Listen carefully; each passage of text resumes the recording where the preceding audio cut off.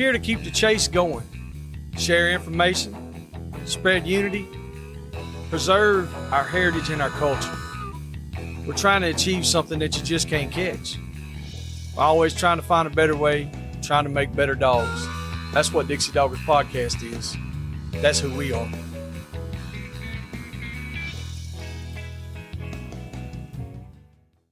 Okay, everybody, back here one more time with Dixie Doggers Podcast. We've had a bunch of these things out, and we're steadily putting more and more out. We've got a great response from everybody, all our listeners out there. We really appreciate you guys. Usually I save that for the end of the show, but I wanted to open the show with that. So we have a guest tonight that's he's continued a process of a line of dogs that someone else had already had, and he's continuing with it, bringing it to another level, and turning out some good dogs. These dogs, the breed of dogs is a Kimmer Cur. It's a breed that's really taking off in the U.S. as a whole, in the dog world, in the hunt dog world. You got people that are running them on bear, mountain lion, wild hogs, coon, squirrels. Doesn't matter. They're very, very versatile dogs, and people are finding out they're more versatile than what you would even imagine. So, tonight's guest is Mr. Sean Elwood, and he's going to give us a little rundown on what he's doing and what he's got in mind. So, Mr. Sean, how you doing tonight? Hey, I'm doing great. Thank you, boys, for having me on. I count it as an honor to be on your podcast. Well, we appreciate that. It's an honor to have you on, for real. So, me and you talked for just a minute before we got started recording. You're a pastor of Nazarene Church. Yes, sir. How long have you been a pastor? I've been pastoring since 2015. So okay. We've been in youth ministry and planted a church and lead ministry, and now we're evangelists. My wife and I are both called in the Church of the Nazarene, so we kind of travel around and preach all over the place. That's awesome. And so like we were joking about earlier, I'm going to watch my language and try to refrain my best that I can. and you don't be cussing none either. Okay. I'll try to hold back as best I can. All right, fellas, that'll work. So other than being a pastor and evangelist and doing all those cool things there, give us a little bit of introduction on yourself and who you are, how you got into this. Yeah, sure. So like I said, my name's Sean Elwood. My wife is Brooke Elwood. We've been married for 17 years. We've got 4 kids, 3 boys and a little girl. And we actually so we do travel and preach, and we both are owner operators of 4 different businesses. And we'll see how bringing these Curs come back. We might have a 5th business in it. We live in Ava, Missouri, so we're in the southern part, kind of southern central Missouri, east of Springfield, Missouri, by about 60 miles, southeast of Springfield, Missouri. And this is something that I married into. This is not something that I grew up.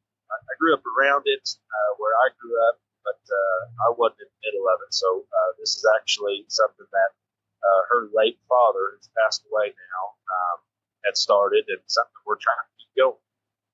Okay, got you. And and I didn't know that, but a while ago. Didn't even ask if, how you came to get into those. And that's pretty wild there, being married into it. Yes, sir. And so that's a lot of us guys, I ain't gonna say most of us, but a lot of us, we're married, but we're not married into the dog world. They kind of get married into us, and then it's like they complain about us because we kind of stretch the truth a little bit and say, oh no, they gave me that dog and it doesn't eat very much and all that. You know what I'm saying? So that's pretty cool. Yes. That's the way you came about that. So yes, sir. Tell us about that line of dogs and what you got going there. Yeah, sure. So it's a line of dogs. Like I said, it was my late father-in-law's, and so nobody's going to know me at all in this world. I've joined a Facebook group, but there's tons of people on that. I've had a lot of messages and questions about kind of what we're talking about here today. USDA, so hopefully this will help with some of that. But they will know Watterson. Mm-hmm. Watterson was his name, Lance Watterson, and so this was something that he started when he was 30 years old. As a matter of fact, my wife was telling me that when he was a kid, he raised blue ticks and got into this ever since he was 9 or 10 years old. He started with blue ticks, and then when he got to be 30, he heard about these curs and got interested in them and bought his first stud dog, Robert Kimmer, down in Tennessee. Mm-hmm. And that's kind of where he started. He was raised them and sold them and hunted them for over 25 years until he got too sick and passed away. Okay. So that's kind of where it came from and where it started. I got you. And so now you're going to keep that going for him. We're trying. We're trying. I mean, are you? If he's had it going that long, and I mean, you were there, and your wife was part of it. Sounds like you got a pretty good head start. Yeah, we do. We've got a pretty good head start. It was kind of the nostalgia of it, and just wanting to honor her dad. It was something that he was very passionate about, and I know at one time he had that first male that he got from Robert Kemmer, and then he bought him another female.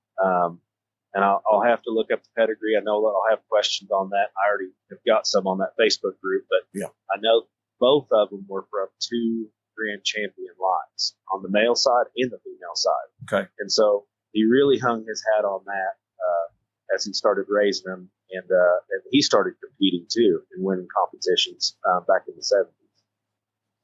Man, that's when they had some dogs then. I mean, which there's people out there now that's doing a phenomenal job like yourself.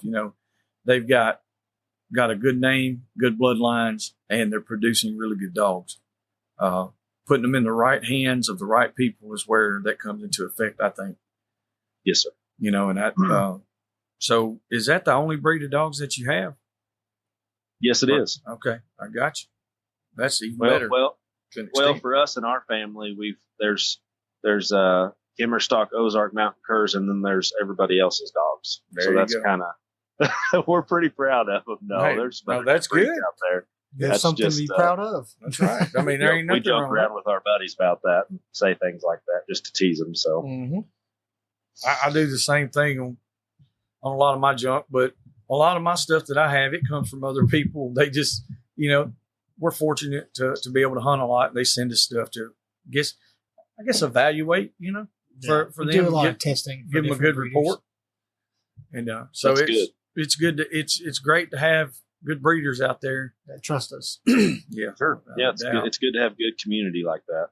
So what all do you hunt with these Kemmers here? So they're really where he started with them is they're treeing dogs. So he really bred them and hunted them really hard to tree coons. And I would say probably later on he started focusing on squirrels and coons, but early on it was coons. I mean that was the deal, man. That's what everybody, no matter what they were running, back in those days, all those competitions, it just seemed like it was coons. And later on, he got into squirrels, and so they're treeing dogs for sure. I'd say for me, with what I do, I mean they're going to run anything. They're going to run anything on the ground. They're going to try to run it to death until they can tree it. Now they'll bay pretty good, but their number one goal in their mind is to tree with what I've got now. Okay. So when you're talking about like we got a friend of ours in Mississippi, he's got a dog named Bama. That's a coon dog, and he's a Kemmer. He's one of those dogs that's very, very seldom are you ever gonna find one like that. But like, what kind of range are these dogs like? I mean, do they blow out of the country and get way deep, or are they just a few hundred yards, or? No, I'd probably say pretty much we've got a 200-acre farm here. And so I'm probably seeing them, let's see, if I were to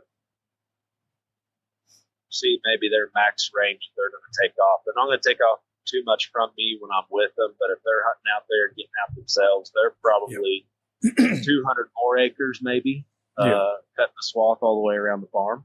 So they're not getting too terribly deep. Sometimes I don't know, sounds like from what you guys have got going on, which sounds amazing, they don't have any quit in them. Yes. And so that's probably the biggest thing that I've had, learning curve that I've had to have is, man, they're just going to go and go and go and go. Mm-hmm. And sometimes if they've gone and gone and gone, and I'm still here at the house and I didn't take them out with them, I might not see them for another day. Yeah. So they'll go until they're just beat, and then they'll come on back. Come dragging home looking like a bag of bones out.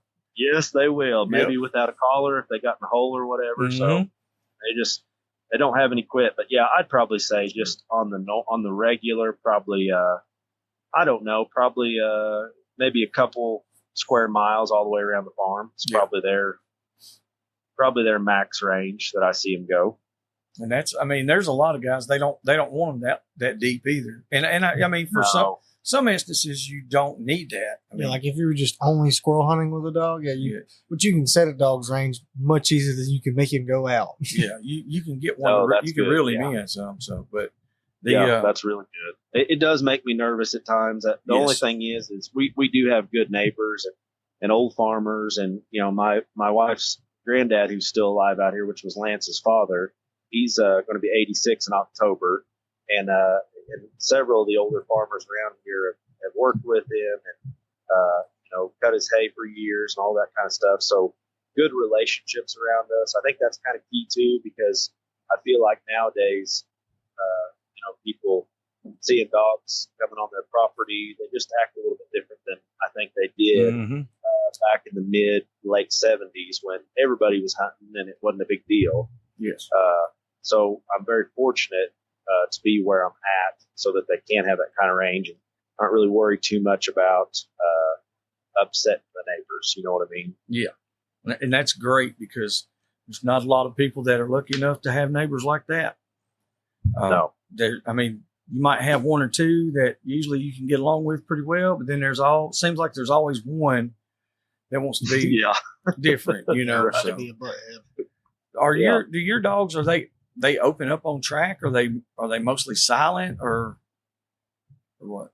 I'll tell you what, they're actually usually pretty silent. Okay. They are silent until they're hot on the heels or they've got some trees when they start really letting me know what's going on. I got you. That's about the way most ours are. If they're looking at it and they're running it, they're probably going to be barking. But if they're just trailing, running track, if they're cold trailing something, they're not saying anything. If they're running track, usually until they get it jumped, they don't say a word at all. Sometimes if they get it jumped up, they might bark a little bit here and there. But like you said, if they're on the heels, they're usually squealing or hollering, trying to get a hold of it. Yep. That's how if I can see them, if I can see how their mannerisms are, I can usually tell just about what's going on. I've had just enough time with them, but I call that see something, say something. So there you go. That's kind of in my own mind. I've got my own language, but that's kind of what that's how they are. That's the way that they act. They see something, say something. So if they jump something, they're going to be hollering out. If they've got a treat, if they've got their eye on it, they're going to be hollering. Oh no. You said that. Okay, so this was your father-in-law. How long did you get to were you involved in it before you took it over? We'll be back after a quick break. And now, thanks to the sponsors and friends of Dixie Doggers.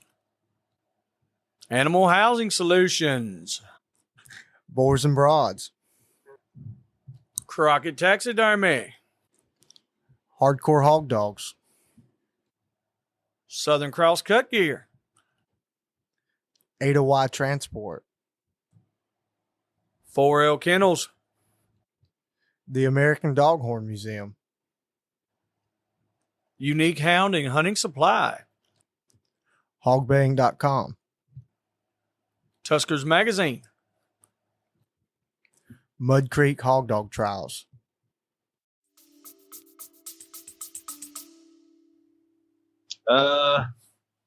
Honestly, I wasn't involved in it until I took it over. Okay.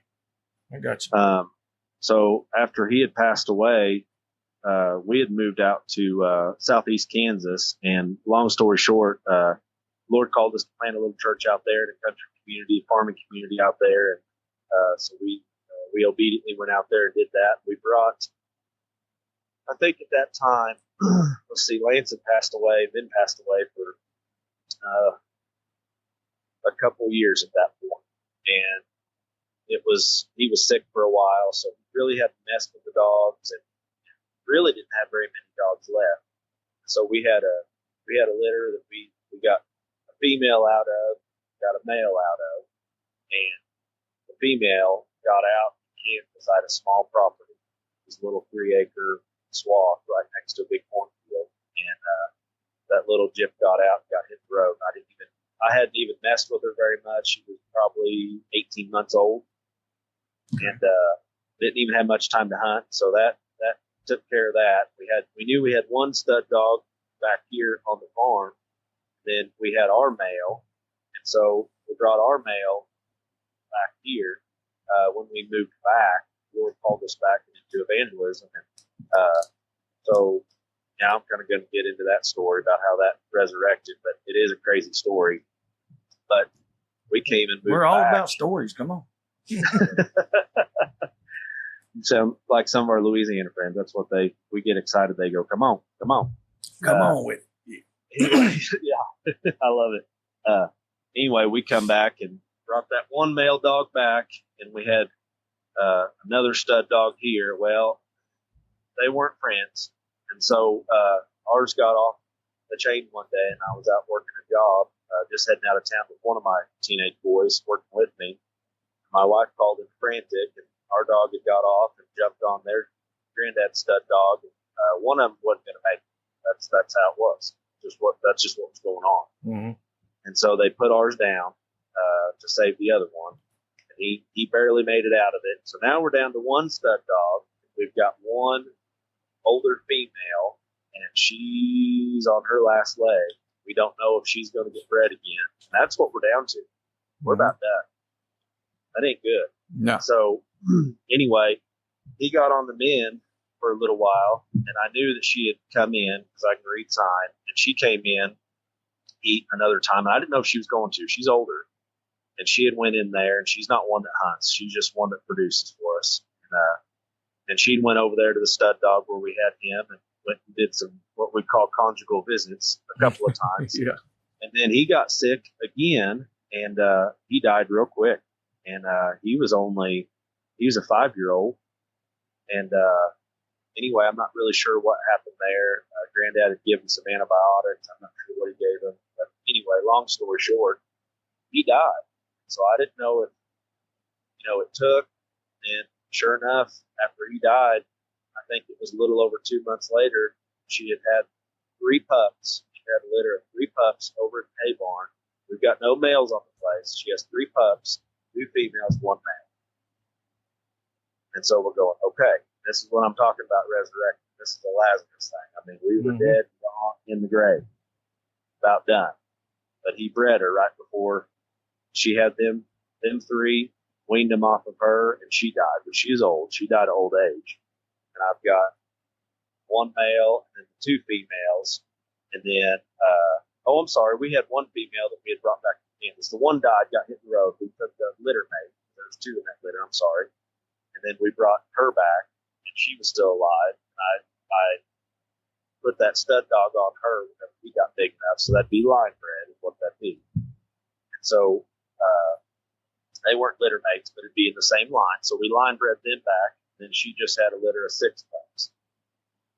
So we literally went from 2 females, 1 male.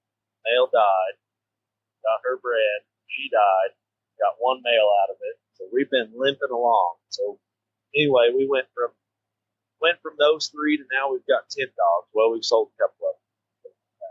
Mm-hmm.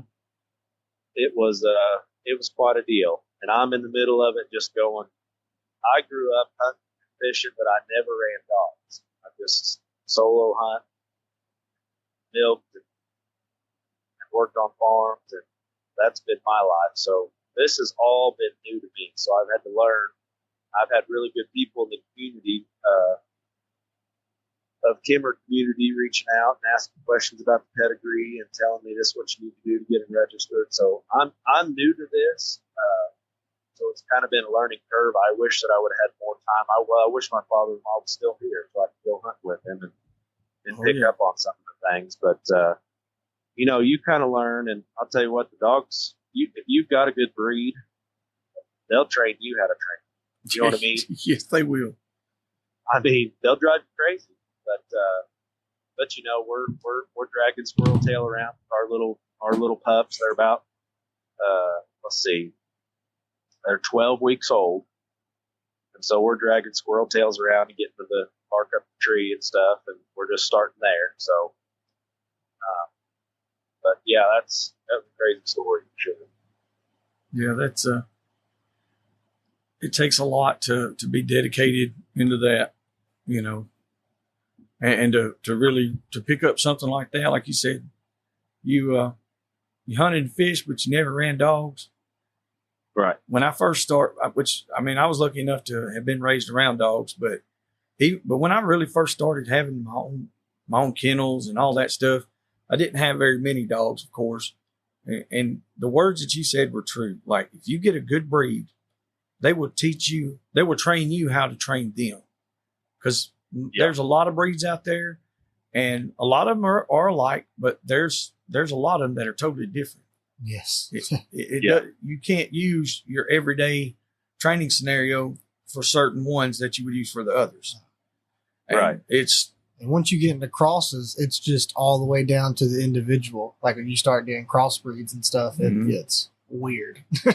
You get some interesting personalities and capabilities in dogs. Yeah, they get.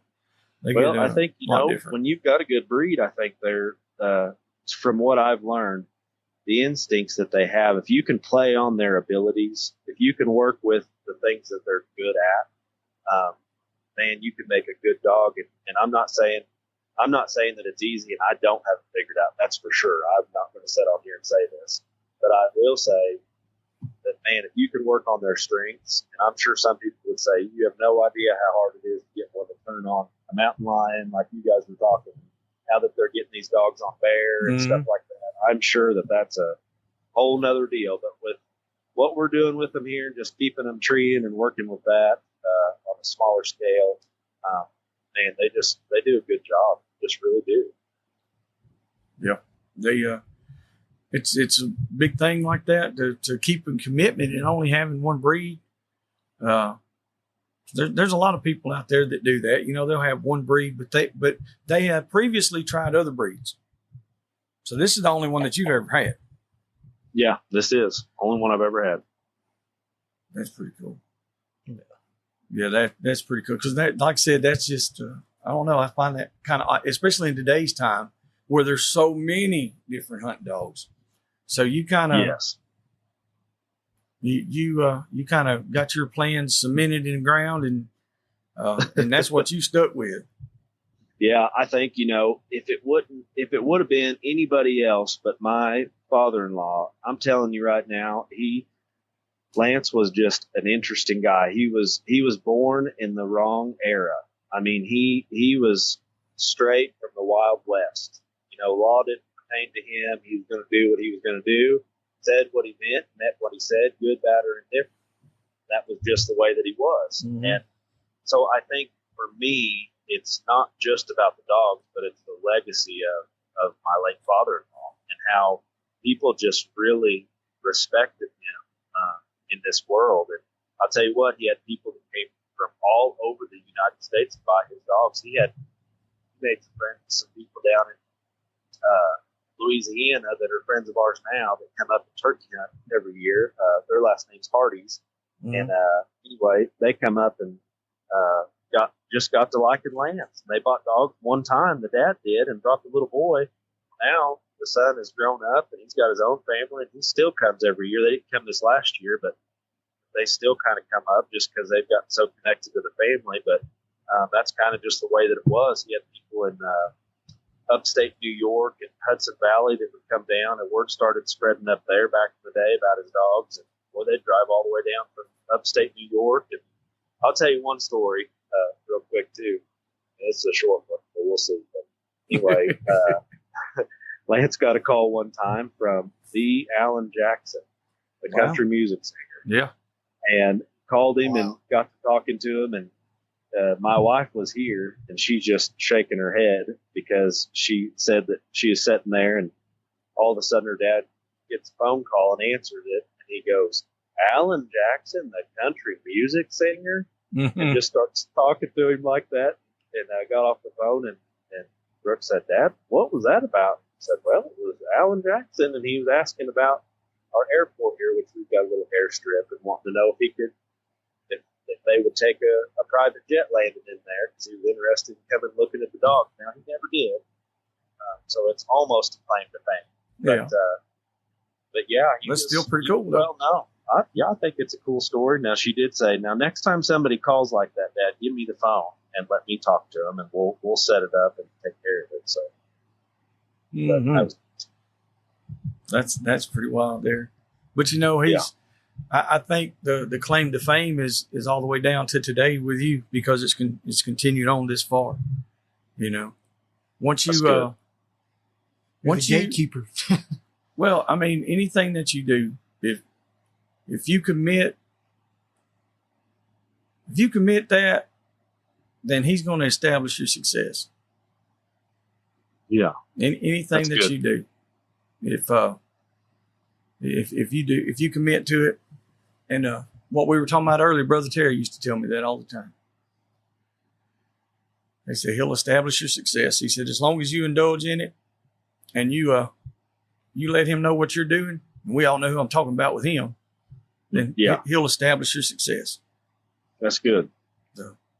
So there you go. So now it's established. So now all we got to do is just make some more of them dogs, keep them rolling. Yeah, so that's right. How big a kennel you got going now? I mean, how many head of dogs you got and stuff? Right now, we've got 8. 8.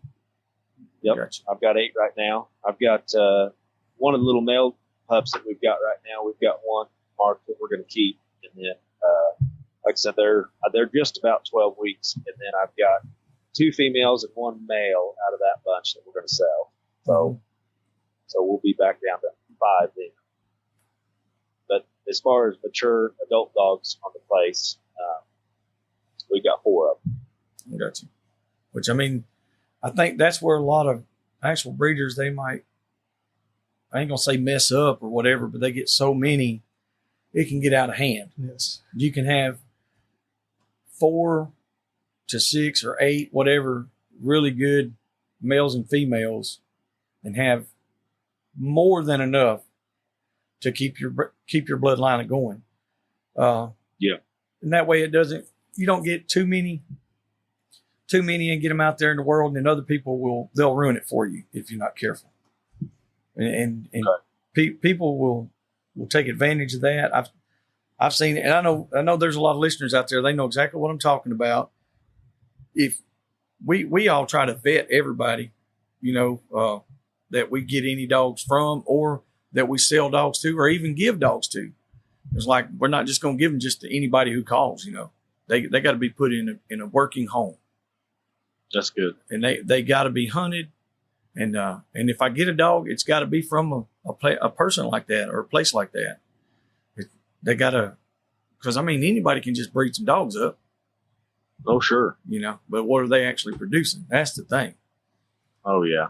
We've got them all around that we've got a bunch of mutts just running around from people that are just, I don't know what they're doing with them, but they're raising Cain around here. So we got to do what we got to do for our livestock and stuff. So yeah, that now all your dogs, what colors you got on yours? Are they all going to be more traditional? Yeah, they're all colors of the Kemmers. they're all brindle. So every one of them's brindle. I've got a couple of the younger, older gyps that I've got, but they haven't came in yet. I think they're going to come in. They'll probably come in, I would say, this fall for the first time. Those two are a dark brindle, so they almost look black. Got the brown specks every so often on them. And my older, mature one, she's all black with white on her chest, white on her belly. And our stud dog, he's a really light, so he's a really light brown with dark spots all around him. Which I like that light color. It just come through on these pups. So we had two of them that were that light brown color with the dark specks brindle, and the other ones are all black with the light brown specks. I got you. I've got the low, droopy ears. I know some people are pretty big on how the ears are on them. Yeah, there's a lot of people with they like a longer ear. Some people don't, but I mean, that's what we call them, the mud flaps. Yeah. Oh, the mud flaps. I like that. Yeah. I've not heard that yet. Oh yeah, that's the mud. I can't remember. Is it Caleb who said he was the mud flap mafia or something like that? Yeah. All those dogs. Yeah. Or the meat dog mafia, but we call them mud flap mafia, And whatever. then Jeremy with Cane Creek, he's all the time talking about getting that ear stretcher out. Yeah. And he's like, I have to pull them back, get them long. Which we've got, like I said, that mud flap. Okay. yeah, it's pretty funny there. But there's like we've got, I said we got a litter last year before last, and they were all half. Most of those, I won't say the majority. I was going to say half of them were brindle, but it wasn't the majority. I want to say there was like 6 of them that were brindle, and there were 3 that were a light yellow.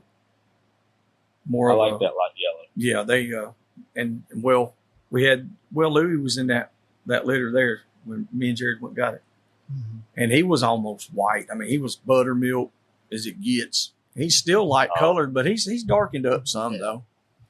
But he's got pretty long ears.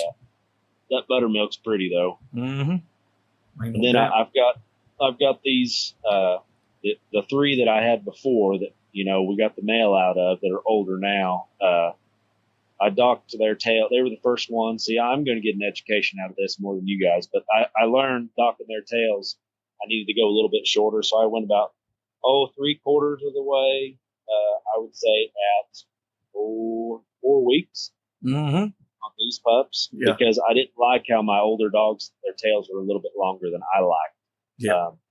So I went about 3/4 of the way, and they look a lot better in my opinion. But I don't know. That's probably more preference too. Yeah. Yeah, I was trying to think. Like we had some of the terriers.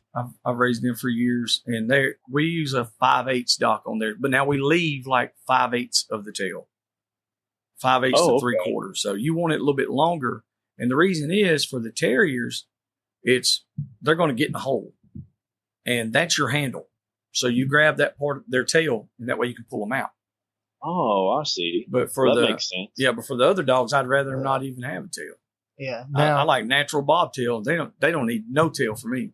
And yeah, with like those crosses that we did with Gene, we did some like bulldog, Catahoula, cur dog crosses for catch dogs, and like both the parents were real bad about like just beating the tip off their tail. So when they were puppies, literally just nicked the tip off, and you cut about 1/4 off, maybe. Yeah. Like an 1/8, just the tip, and they've had no issues at all. But they still have a good long straight tail.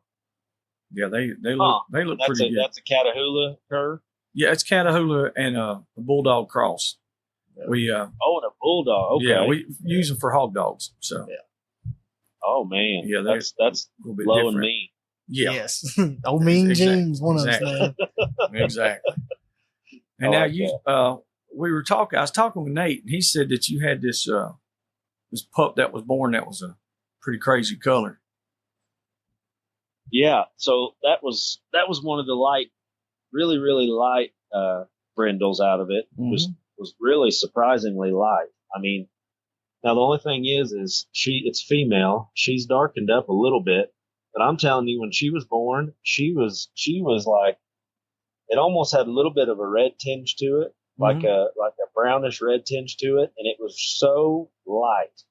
it's what I'd call like a red blonde, like a strawberry blonde almost in the beginning. Wow.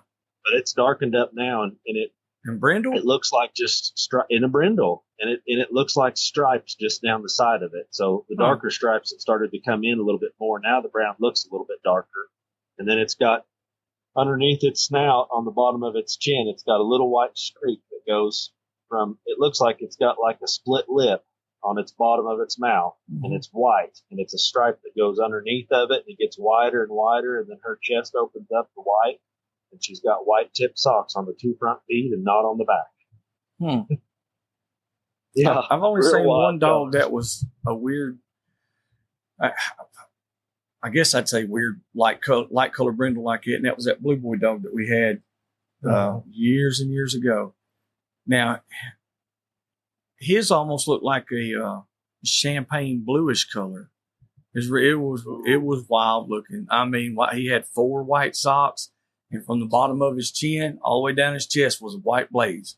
He was a leggy that's dog. cool. Yeah, he's a big, tall, leggy dog. He was pretty big to be a mountain cur, and a guy in South Georgia bought him from me years ago. He's probably the most natural bay dog I've ever seen. He bayed real close and real tight though. Nice. I wish I still had that rascal. You were talking about getting these, with your terriers getting down in a hole. Mm-hmm. Boy, I tell you, I've heard stories from Lance in the past, and I have experienced a couple of situations that I was worried about with my dogs getting caught down in a hole. And just, it worries me because, it'll cave in on them, and it just depends on the situation. If it's like a root ball or something that's still good that, I don't really see anything coming in on. But man, if something's got a hole that goes all the way out to another entrance or exit, whatever you want to call it, on the other side, I'm telling you, I've got this oldest female of mine. I've lost 2 collars off of her, and she'll come back and just look like she just went to war in a hole. And man, it worries me. I don't know if there's something. I mean, you can't do anything about it. They got no quit. But I've heard stories in the past of Lance losing dogs and knowing that they got down in a hole and it caved in, and they lost their air and they couldn't get back out. I don't know if there's anything that I can do about that, or. Well, I mean, it's one of those deals where, like, when our tree dogs or our hog dogs or whatever, when they're young, we try to break them from going in a hole. We use a correction collar, which we have our tracking collars, and they've got you can shock with them or you can tone them, and they vibrate with stimulation or whatever. So basically, what it is, we just correct them when they're young to keep them from going in the holes. But if you got a dog that's just hunting, he wants to do it, and if he wants to do it, especially when they're young, that's all in the eye of the owner. Some people don't break their dogs off anything, and they wind up just correcting them by putting them exact on the whatever track they want them to run. Sure. So if you've got plenty of coons and plenty of squirrels, then the dogs are gonna, they'll tree. And then but if they don't have anything right there for them to hunt, they're going to get whatever's in front of them. Yeah. And usually it's going to be a armadillo or something like that. In your case, do y'all have porcupines or anything you got to worry about? No, we don't have any porcupines. Good. They're armadillos and possums, and I mean they'll run a rabbit too. And I mean people call them meat dogs. That's what I'm saying. Just let them run. Yep. Maybe carry a shovel. That's the only thing. With the terriers, sharp shovel, square shovel, pointed shovel, a pickaxe, a small axe. Yeah, I was going to say we had a little small one we carried with us. We used to keep stuff like that all the time. We take them little dogs and go. And now we hog hunted them too. But if we went to a property and say the hogs weren't there, we didn't have any fresh sign or anything, we just turned them loose, caught whatever was there. Yeah. And that's how we hunted those. And I know quite a few people, that's how they hunt. They meat hunt, they turn the dogs loose, and whatever that is, that's what it is. It's no specifics. That's what I do. Right. And there's absolutely nothing wrong with that at all. Not in my book. Turn them loose. It's a good time. Yeah, I mean, it's you hunt by yourself mostly, or you hunt with other people, or usually, my boys are getting into it. So Okay. I've got a 16-year-old and a 14-year-old boy, and even my 11-year-old, he likes to go too. So we like the adventure of it, and they like to learn, and we like to just see what we can come up with. Not putting them on anything specific, but just like you said, we just let them go and we get after it. And sometimes we get something, sometimes we don't. Yeah. Well, I mean, that's the good time. Yeah, just as long as you're hunting them, that's the main issue. I mean, the main problem people have is they'll raise dogs, they'll breed dogs, but they don't hunt them. So they can't tell you any.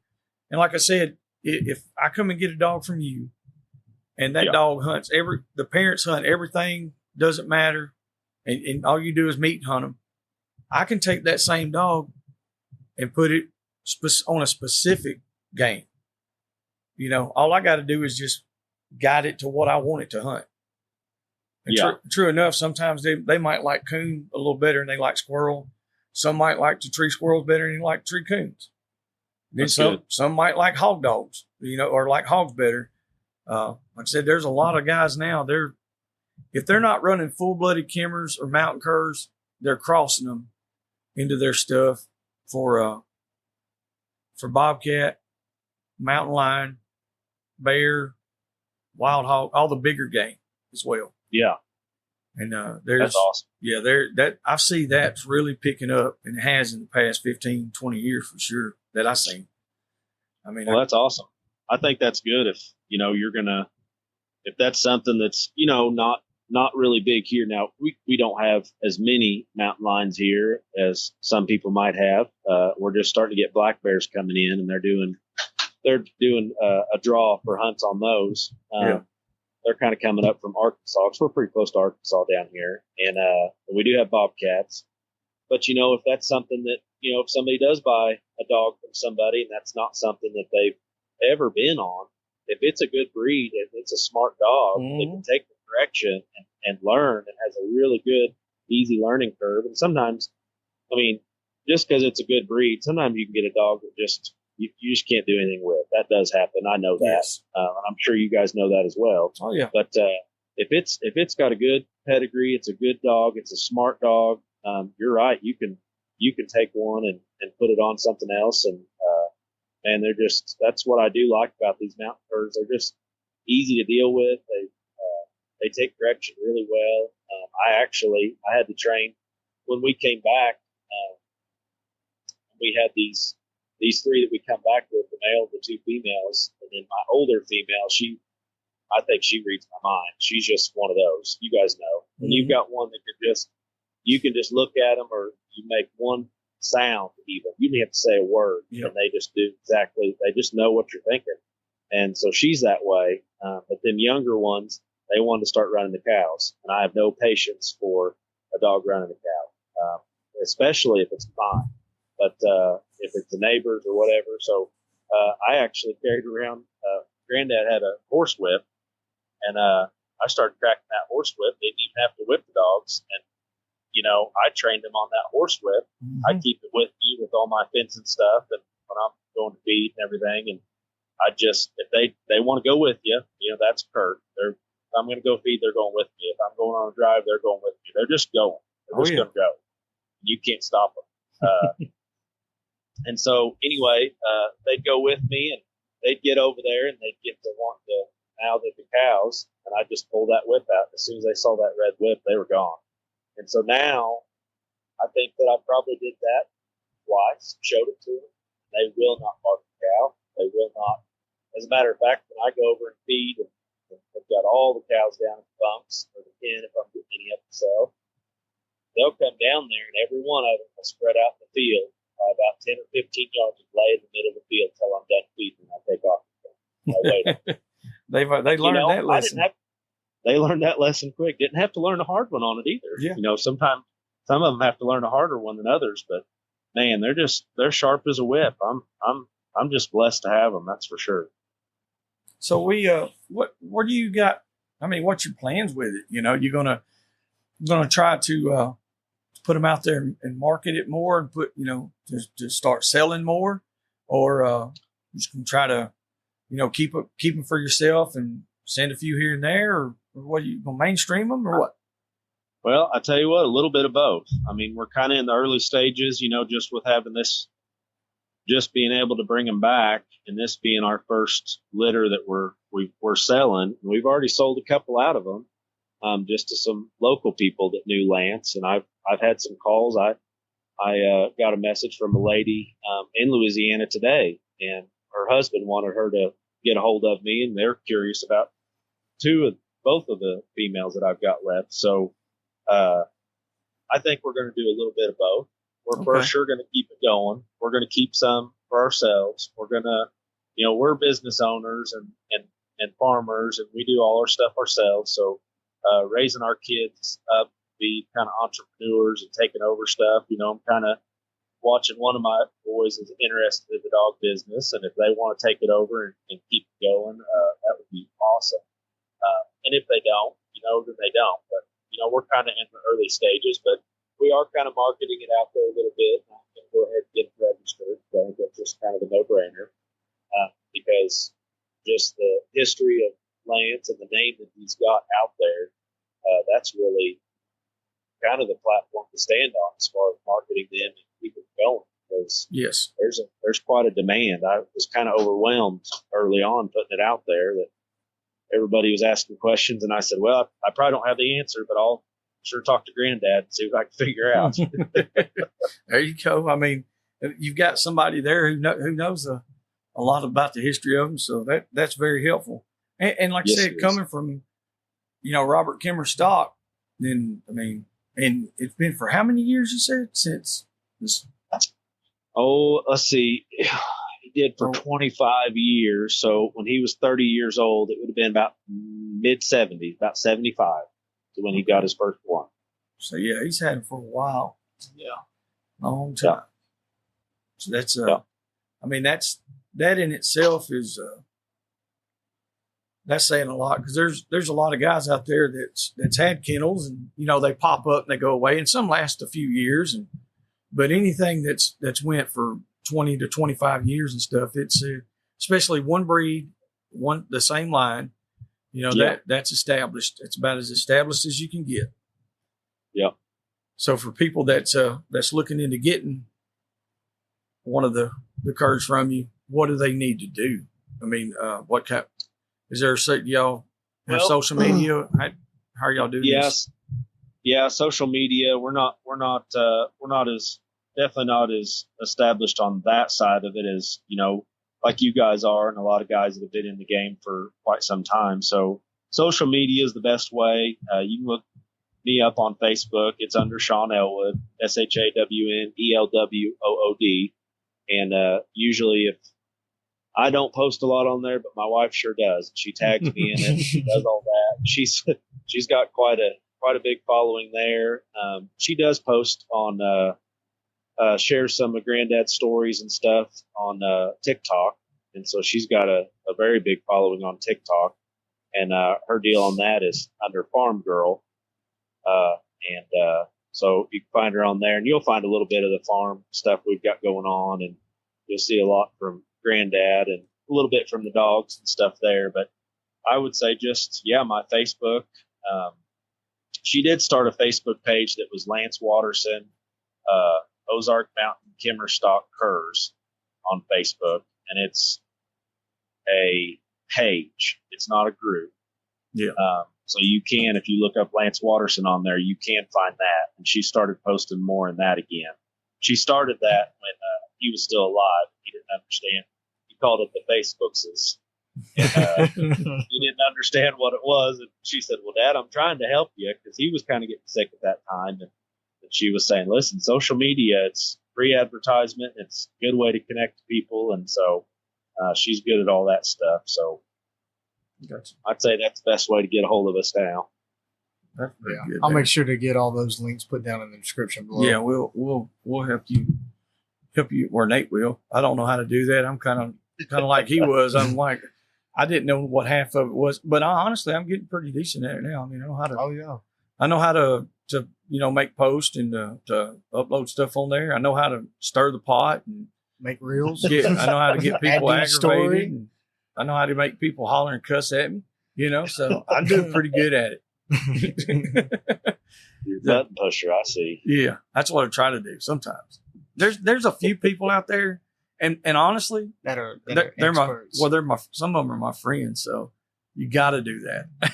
Oh yeah. It's like let me see if I can get them stirred up. Ain't seen this guy in a while. Yeah. But I mean, I've been lucky to meet a lot of really, really good dog men and dog women on social media over the years, and it amazes me that how much knowledge is out there, because I come from a different era, different generation, to where like you couldn't just grab your phone and look something up. I had to get an encyclopedia, or dictionary if I wanted to know what something meant. I had to go to the library. We had 3 channels and had to stand outside with a pipe wrench and turn the antenna to get the TV to come in so Dad could watch wrestling on Saturday morning. So, yep. And hey, I understand that. I'm kind of in that between one, so I get that from. I'm 41, so okay. You're right there. I remember a time when I remember when cell phones started coming out. Oh yeah, but they wasn't smartphones. But I remember when I was a kid, my dad having a bag phone in one of his work trucks, and I said, "Well, how do you have a phone in a truck?" Yes, I didn't understand that, and then went to dial up internet and all that crazy noise, and it'd take you 30 minutes just to get it to. Oh man, you remember that old screeching sound where you had to? Oh, it's so awful. Aggravating. You was like, I need to look up something real quick. Yeah, and it would take you go ahead and turn it on, get logged in, and then go eat supper, then come back and still wait another 30 minutes. And, Yeah. And then somebody would pick up the phone and kick you off of it. And it was aggravating. Yeah. Those were the days. It was a different time. And I try not to, because some people get all grumpy and, kids these days. Well, I mean, I think about my kids and, they'll never know a time without cell phones. Mm-hmm. And that's just when they were born. I mean, that's they couldn't help that. So they'll have a whole nother set of issues and a whole nother set of problems. And so we try to get them off their, 2 of them are responsible enough. They went and worked with me one of my businesses today, and they've got phones, and so they've been responsible enough. But we got to watch that, take it off of them every once in a while, and hey, let's engage our brain and not have to be reliant on the tech. I know the technology's there, and I know you're going to say, "But Dad, this is a lot easier." I know, but what if you didn't have that? How are we going to be able to react and respond? So I think it's a 2-way street. I mean, they teach me stuff that I don't understand, and it's foreign to me. But man, they're good at it. I'm not good at it, so I think we can glean from each other on that kind of stuff. I agree 1,000,000%. That's how Nate and I we conduct our business. I'm one of those. Like I said, I'm hands on. I don't have to have instructions for most stuff. I can figure it out. And but when it comes to the technology, it's not that I don't want to do it, because I do, but I'm slow and I'll get frustrated. I'll get aggravated. It's just the roles are reversed. It's just like if I tell Nate, hey, go out there and pull the valve covers off of this Ford motor and, put some new gaskets on it and all this stuff. If he doesn't know what I'm talking about, he doesn't know the process. Yeah. Right. And if you've never turned a wrench at all, then how would you even know what part was what? Yeah. So I'm in that boat. So a lot of times, like you said, it goes hand in hand. I had to stop and look back and say, okay, they were born in a different era. So they don't automatically know what I'm talking about, and I don't know automatically what they're talking about. So we got to work together. Yeah. And for perspective, Dad, you're going to turn 46 this December? 47. Yeah. And I'm 23, going to turn 24 in September. Yeah. I'm getting old, man. That sounded awful, turning 24. It's just life. Oh, yes, it is. I'm just talking about the difference in age and just when you're born. Yeah. There's a lot of kids out here that I ain't gonna say a lot, but there's quite a few that I've seen that are under 18 years old. They can figure out a lot of stuff. Yeah, they With- can. you know, but they have to be able to do it. You have to let them tear stuff up. You have to let them mess up.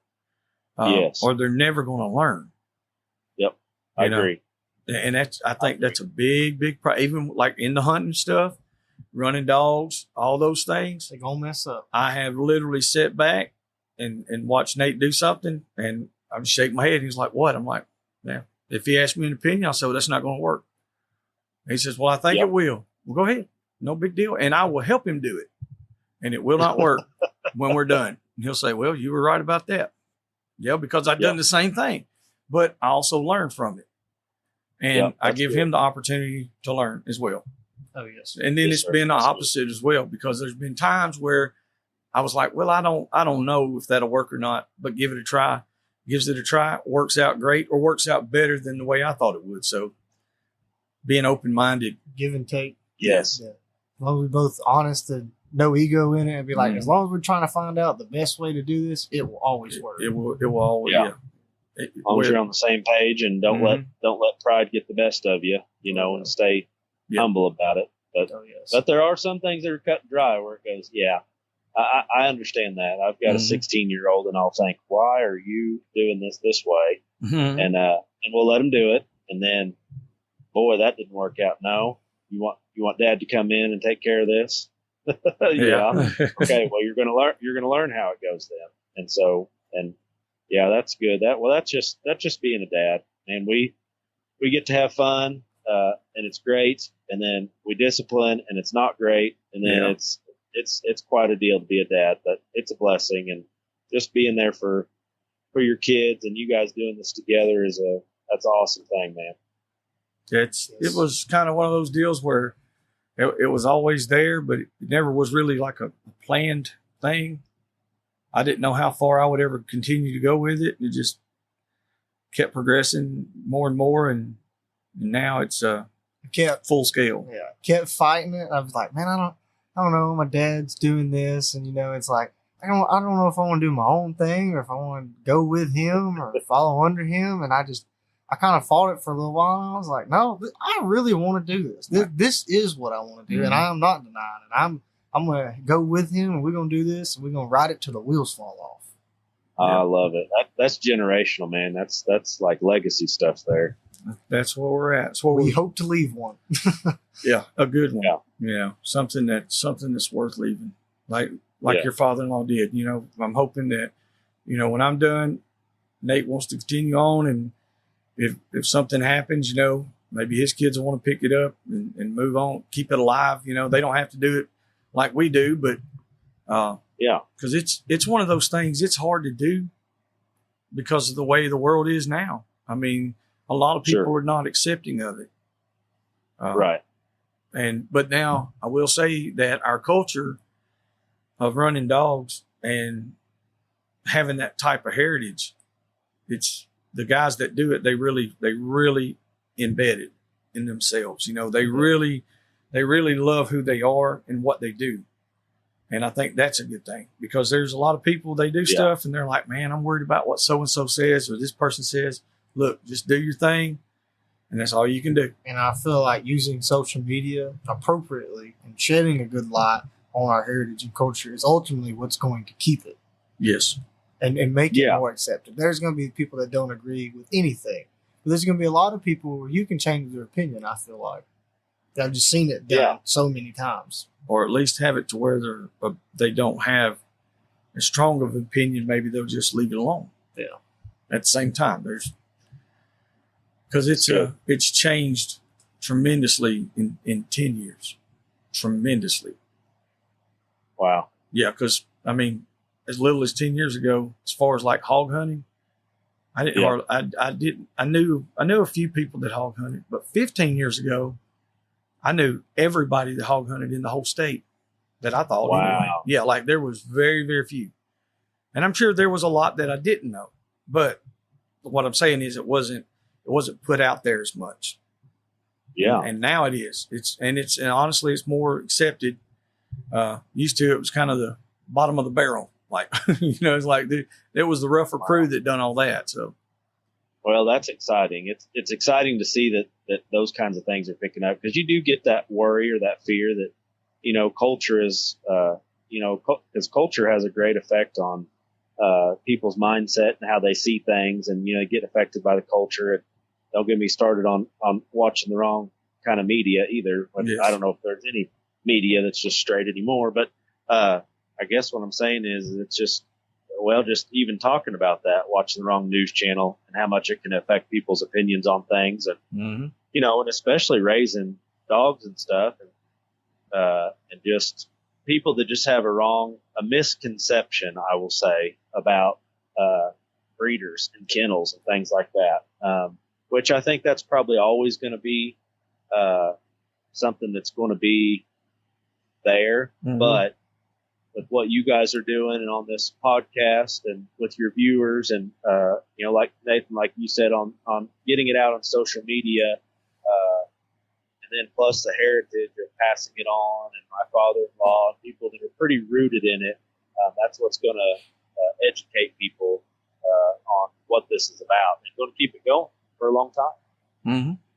Yeah, I mean, if a lot of people, like guys from 25 to 35, if they could sit and listen to Grandpa's stories, it would really, I think they'd be surprised at how much it would pique their interest, because like a lot of guys in that age, they can kind of relate to some of the things. But now the youngest generation, kids that were, from 10 years old to 20 years old, a lot of them, they have no idea what they're talking about, because it hasn't been passed down. Right. And I think grandpas are very, very, they need to be like they're probably the main source is what I would think. It's like, this is where everything's coming from. And I don't mean just like your grandpa, but your grandpa's grandpa. I mean, it was all handed down. It's a generational thing. And with you weren't brought up doing it, but it's still generational now. Now it's generational because you were brought into it. Now it's going to be passed down to your sons.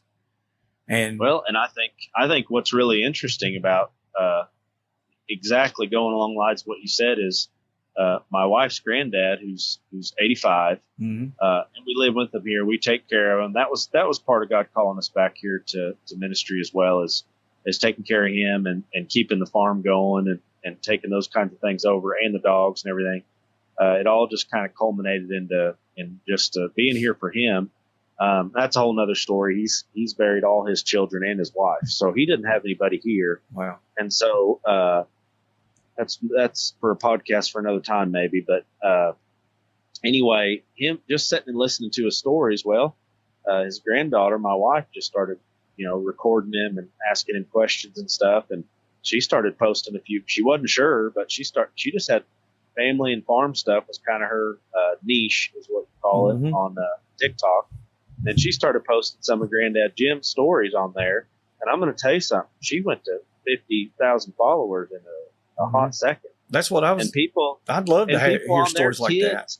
And young people are just on there going, "Oh man," or even guys our age, saying, "Man, makes me miss my granddad." And they're asking about how he sharpens his knives and all this kind of stuff. And she just keeps recording. And she said, "I just did it at the beginning because I wanted to have some video of him, that I can look back at." She's not got a lot from her dad. We've got some audio stuff, but the nostalgia, she's big about that. So, but man, I'm telling you, the younger people that are out there on TikTok are just loving the stories. And I didn't realize it was the same Grandpa Jim. Yeah. I just got on there and I saw him. He's chewing the old Becker. I got to go up there and get me some of that tobacco rope with him. That's so awesome. That's so cool. Full circle. You not see when I looked at you a while ago and he said the farm girl, I was like, I just straight minds. I was like, it just comes on my For You page every now and we're again. followers too. So, that's funny. So now what's even better is we're glad you got you on here, but like we're going to have them on here too. Now we got to hear some Grandpa's Jim stories. Oh yeah. Get some good hunting stories. But he's so full of stories, and I think that's what some people that might not be cut from the same cloth or raised the same way that are, may not realize, well, I don't have time to sit and talk to this old guy or whatever it is, Yeah. but man, it makes their day because, that's all they've got. Yes. And, he's not getting around as good and hasn't, since he's turned the cows over, hasn't really worried about, doesn't really care too much about it. He'd rather just sit and talk to us and tell us usually the same stories over and over, but that's all right. We have a good time, and he just gets so much life out of that. And so, yeah, he got to talking about his twist tobacco and what he liked to have. And she started sharing about it. People just started shipping it to us, all kinds of ones from down south that he can't get here anymore. So anyway, we had to get out of TikTok jail a few times with that, talking about, all of that stuff on there. But Yeah. which isn't a big deal. in my opinion, I think it's pretty good though. Yeah, that's pretty cool. Yeah, that's awesome. Because I've liked several videos, because I don't like dip or anything like that, but I do enjoy like a good chew every now and again. And I just always was like, I don't even know what I was looking at. I think I had looked up some people trying some twist tobacco or something, and it came up, and I was like, oh, that's pretty cool. Old timer that's been through it and seen it progress. Yeah, he has. I'm with him. I don't like all the flavored stuff. I like that natural tobacco flavor. That's what he likes. It's hardcore, that's for sure. Mm-hmm. Yeah. So that's but like I said, I think that's what the world's missing a lot. And I'm not going to say just actually the whole world, but because I don't know how other countries and cultures are, but like everybody getting together on Sunday after church, going over their or grandma and grandpa's, or even if you don't go to church, still visiting with the family on Sunday or whatever. Sunday dinner. Yeah. Right. I mean, my dad's side of the family, none of them they were never involved in church very much. And we would always get together on Sundays at grandpa's house. And you don't see that hardly at all. Like I said, we try to do it as much as possible now. Most of my kids, they're grown and they've moved out. And so now like what Luke, he's usually off on Sunday. So that's the day we all, some of them live in other states now. So it's tough, but at the same time, we try to get together as much as we can, but it's still not as close as it was when I was growing up. Right. I think that's what a lot of it's missing, man, is, I agree. Like going to deer camp. Yeah. There's so many kids now, they don't have an idea. They have no idea what it's like to be so excited to go. They don't even get excited. They're just like, they're looking at their phone. Yeah. Just, I don't know, man. It's like the passion that our generation and generations before us had. I'm sure there's still some that have it, but it's not as expressed as much, I don't think. Yeah. And it's kind of on us to expose our kids to it and you can't make them get excited about it, but you can definitely share, and you can share your passion with it. A lot of times passion is infectious. It's contagious. Yes.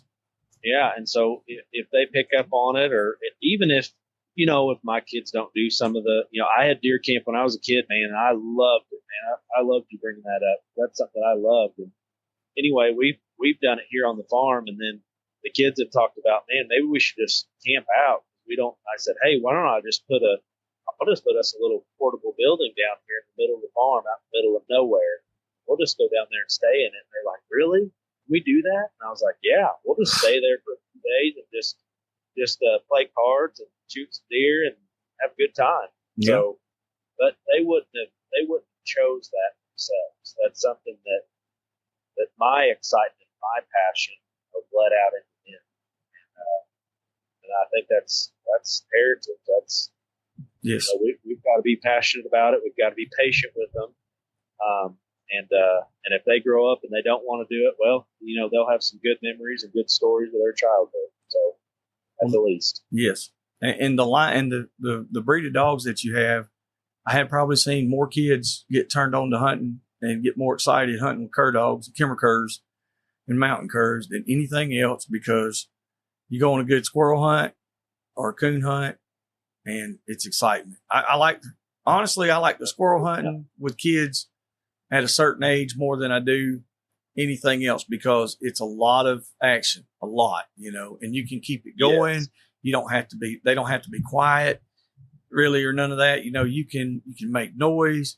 You get that Sure. squirrel to move and let them get it. And I mean, and honestly, I haven't seen as many, I'm not going to say negative reactions or from kids when they shoot a squirrel versus when they shoot a deer at a really young age, like 6, 8 years old.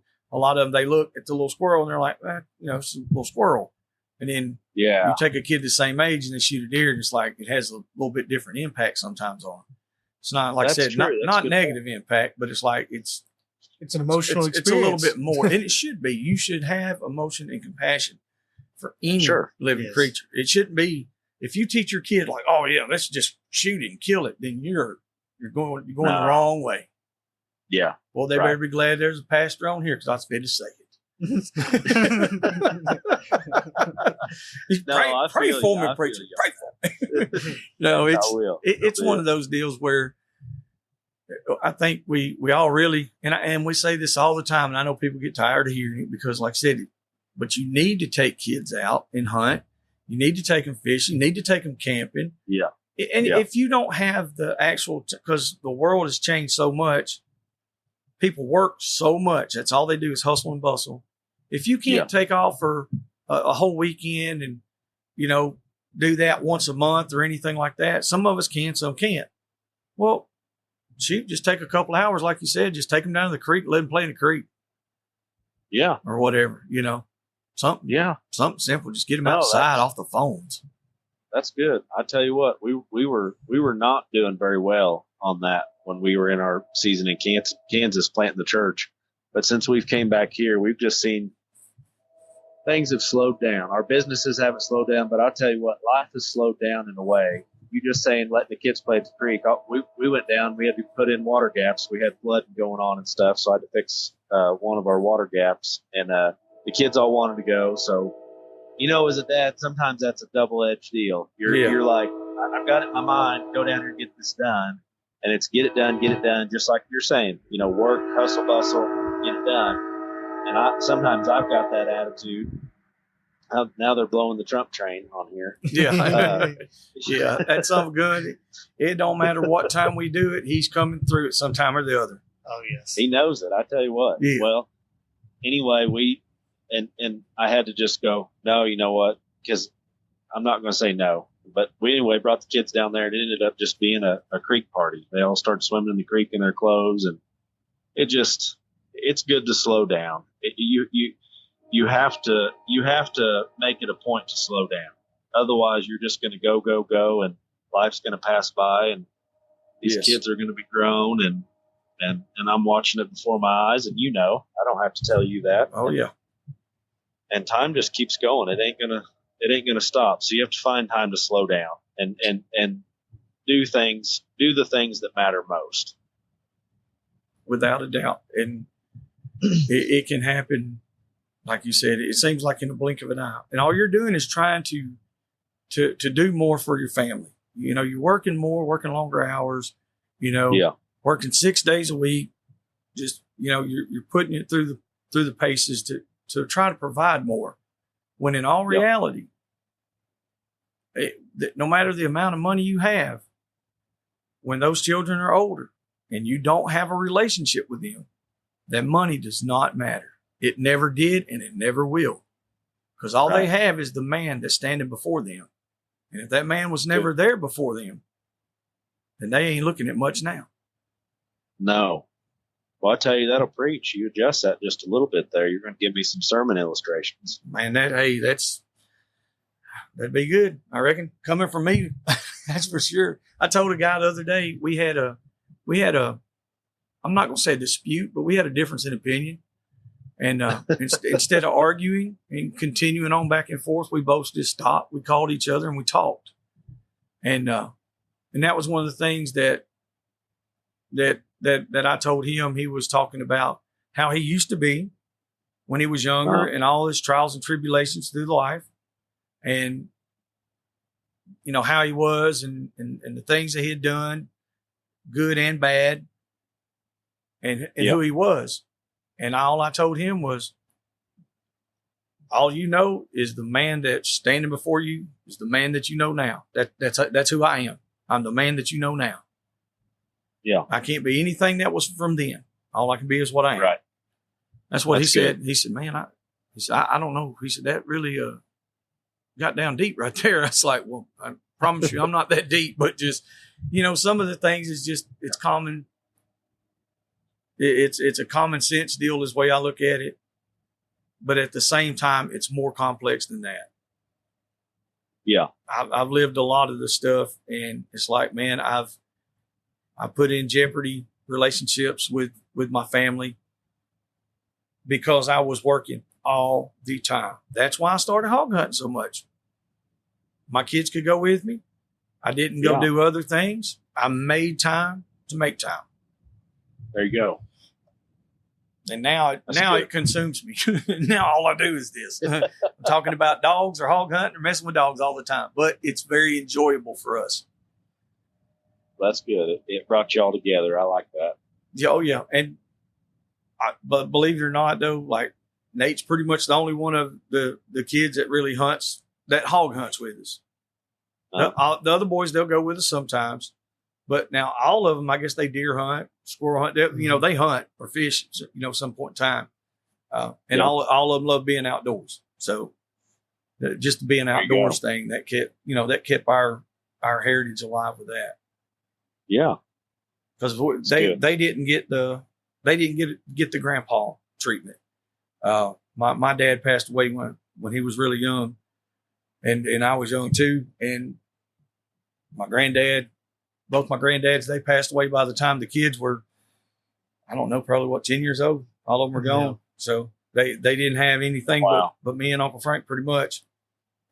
And so when you hear generational people talk about the hog hunting and not just hog hunting, but the dog hunting, and they talk about some generations that are asking questions, and they kind of make a mockery of it. But at the same time, it's like, well, these guys, they didn't have grandpas to teach them that. Yeah. They didn't have dads to teach them that. They just started. Right. And they're trying to learn. And so instead of giving them a hard time, why don't we help them out? Yeah. Come alongside. That's good. Yeah. And that's very good. I think like what you're doing by continuing that line of dogs and trying to bring them out into a world that's so full of junk that I think they'll shine. If them dogs, you turn them loose and they'll cover a mile every direction, or just if they'll cover a square mile and hunt, you're going to be way, way above the game. I promise you. Because there's a lot of them that won't cover 100 yards. Well, that's good. I don't have much to compare it to, so that's good coming from you. There's some out there that's phenomenal. I mean, and they are great. And a lot of times people are going to get what they pay for. Yeah, that's true. So that's another thing is if you sell dogs, and like I said, I know you know what you're doing, but I tell everybody, I'm like, don't give them away. Yeah. Because if you do, and you let just anybody get them, well, they're not going to respect it. Not going to appreciate something that they really didn't have anything in. Yeah, that's true. So that's very true. Yeah. You need to bring them down here and we'll go catch a hog with them. Well, if they like to run like that, we'll go catch a wild hog. Then we'll see. Yeah. I've got one that I wouldn't have a doubt one bit in it. That's the one I like. Generation. I've got a couple of doubts in there, but I tell you what, going back to training and them kind of teaching you, if you've got one, the one, if you've got that one, and then you've got that next generation under them coming up, if they'll run with them, they'll run with him. If they'll run with her, male or female, but that one, they'll learn. And I'm seeing a lot of potential out of that because it has been just a season this year of not being able to, I'll humble myself, but I'll say not making the time to hunt sometimes, but also not having other times to be able to hunt as much. But I'll watch them run with her. Man, they come around real quick. So that's another that definitely helps. I got you. Have you had any trouble with them being gun shy at all? No, I haven't. That's I haven't good. at all. That's None good. of them. I haven't shot around the little ones yet. So Yeah. I think we've got one of Granddad's. Of course, I've got a newer 22, but he's got an old one. So we're kind of nostalgia, but it takes a little 22 shorts, and it's an old Marlin, and it's a pump. And so it's a little bit quieter, but I think these little pups, me and my boy are going to set some live traps. So we're going to hang a live trap with squirrel in it in a tree and kind of let them see what they think about a live one and what they've got going on there. That's and then awesome. I want to pack a few shells and then pop some of them shorts and see, get them used to, hey, this is what happens. Oh, you yeah. come over here, you tree this thing, you look up here, you're barking up at it, I'm going to shoot, and you're going to get it. That's how it works. Oh, so, yeah. I mean, that's kind of start with the basics. Yeah, that's when you say that's it. I don't remember. I was talking to somebody. I was trying to think of who told me that. It was years ago when I had first started with the little Jags. Remember how I would get them out there, line them up, and I'd clap. I'd get them out there, and I'd have them where they were all sitting. Of course, I spent a lot of time with them, and I would have the pups. I'd have them sit, and I even continued on and did this with my bulldogs. I did it with every dog, just so they wouldn't be worried about thunder, gunshots, anything. And so what I would do is I would clap my hands. I would do it while I started out when they were eating. I'd feed them, and I'd get right in the middle of them. I'd clap my hands a little bit. I wouldn't do it super loud, but I'd just clap my hands. And if they take their attention off their food and look at you, then just leave it alone. And then every afternoon do it. So that means that they're going, they're a little bit timid. And it might just be one of them. It might not be, might not be any of them. And then what I started doing was once they got to where they would come to me, I'd be clapping my hands a little bit, to call them to me. Yeah. Then once I had them where they would sit down, they would sit beside me, and I started clapping my hands as loud as I could. And by the time they was shot around, like, it didn't bother them at all. And it might not have ever bothered them. I don't know, but it was just a precaution that I done. Oh, that's great. And I love that. I'm trying to remember somebody told me to do that. I don't even remember who it was an older man who told me that 20 years ago or better. And that's great. That's instead of going 0 to 60, that's kind of starting off, real easy and easing them into that. Just generally desensitizing. That's good. And my dad, he raised beagles, and of course beagles were, they'll run deer, rabbits, whatever, run a game. And so in order to break them off a deer after they got older, my Uncle James, he'd have to do it the hard way. He would literally break them off. Well, my dad, he got some mouse traps, and he would take a piece of deer hide and he'd drag it around and put it in the mouse trap. And when those pups were about 3.5, 4 months old, they would run that track. And when they got to that mouse trap, that thing would pop them on the end of the nose. And after about 2 times of that, they didn't want nothing to do with a deer. It's also pre-shot collars. So, yeah. We didn't have, well, even if there was shot collar, we didn't have no money. Yeah. So, and I'm sure my dad probably killed a deer out of season. Yes. But it worked like a charm. I promise you. It worked very awesome, well. Man. And, that's great. Well, see, he broke them off the deer before they were ever in the woods. And that's what I always thought was one of the best formats. I was like, man, that's really works. Especially now, the older I've got and the longer I've had dogs, it's like that's a really good tip to have. Yeah. So it is. And that's good. We get a lot of little tips and tricks like that from all the people that we meet. Man, we know some people who know dogs. I don't know much about dogs at all, but I feel like every time we get one, learn something so new. Mm-hmm. That's the good thing about having a podcast. I don't even have to be a dog man. I can just get dog men on here. Yeah. You know what I'm saying? There you go. Oh, yeah. That's how you ain't got to be nothing. Yeah. Oh, you can learn a little bit from everybody. I agree with that. Yeah. No, we try to, for sure. That's good. There's some people who have a lot that you can learn. And there's some people that, they might try to teach you the wrong stuff or something. I don't know. Oh yeah. But yeah, you got to discern who to listen to and who not to listen to. I'm learning. I don't know nothing. So I'm just excited to have what I have and kind of get to know some more people in the community. And we've had some dog men come down, just wanted to talk to Granddad Jim. We didn't have any pups available, but just wanted to come down, pass it through. And so, yeah, you pick up stuff here and there. It's the same as farming too. Everyone's kind of got, a lot of people have different ways of doing things, but it doesn't mean that their way is right and your way is wrong. It's just the way.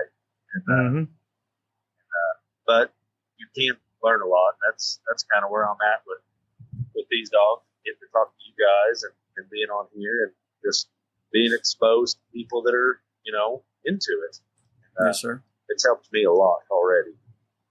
Well, I mean, it's good that you're open and honest about it, because there's a lot of people out there that would have the situation that you're in right there, with being able to pick up a line of dogs that's been established and is good stuff, and they could manipulate it to make it their own per se, and just pretend.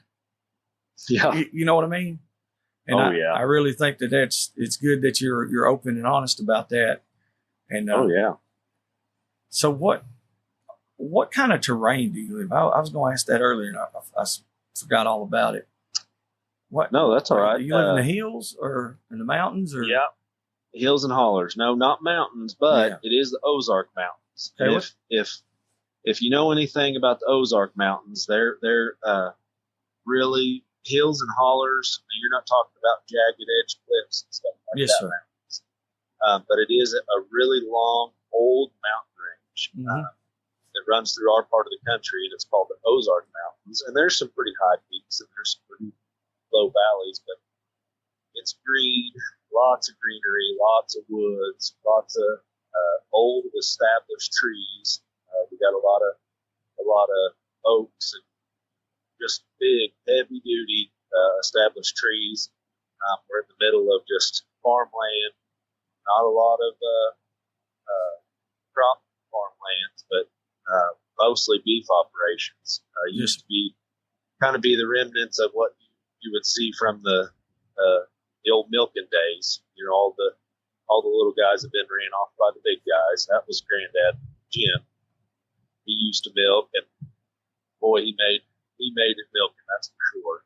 And, but yeah, it's a lot of hills, a lot of hollers,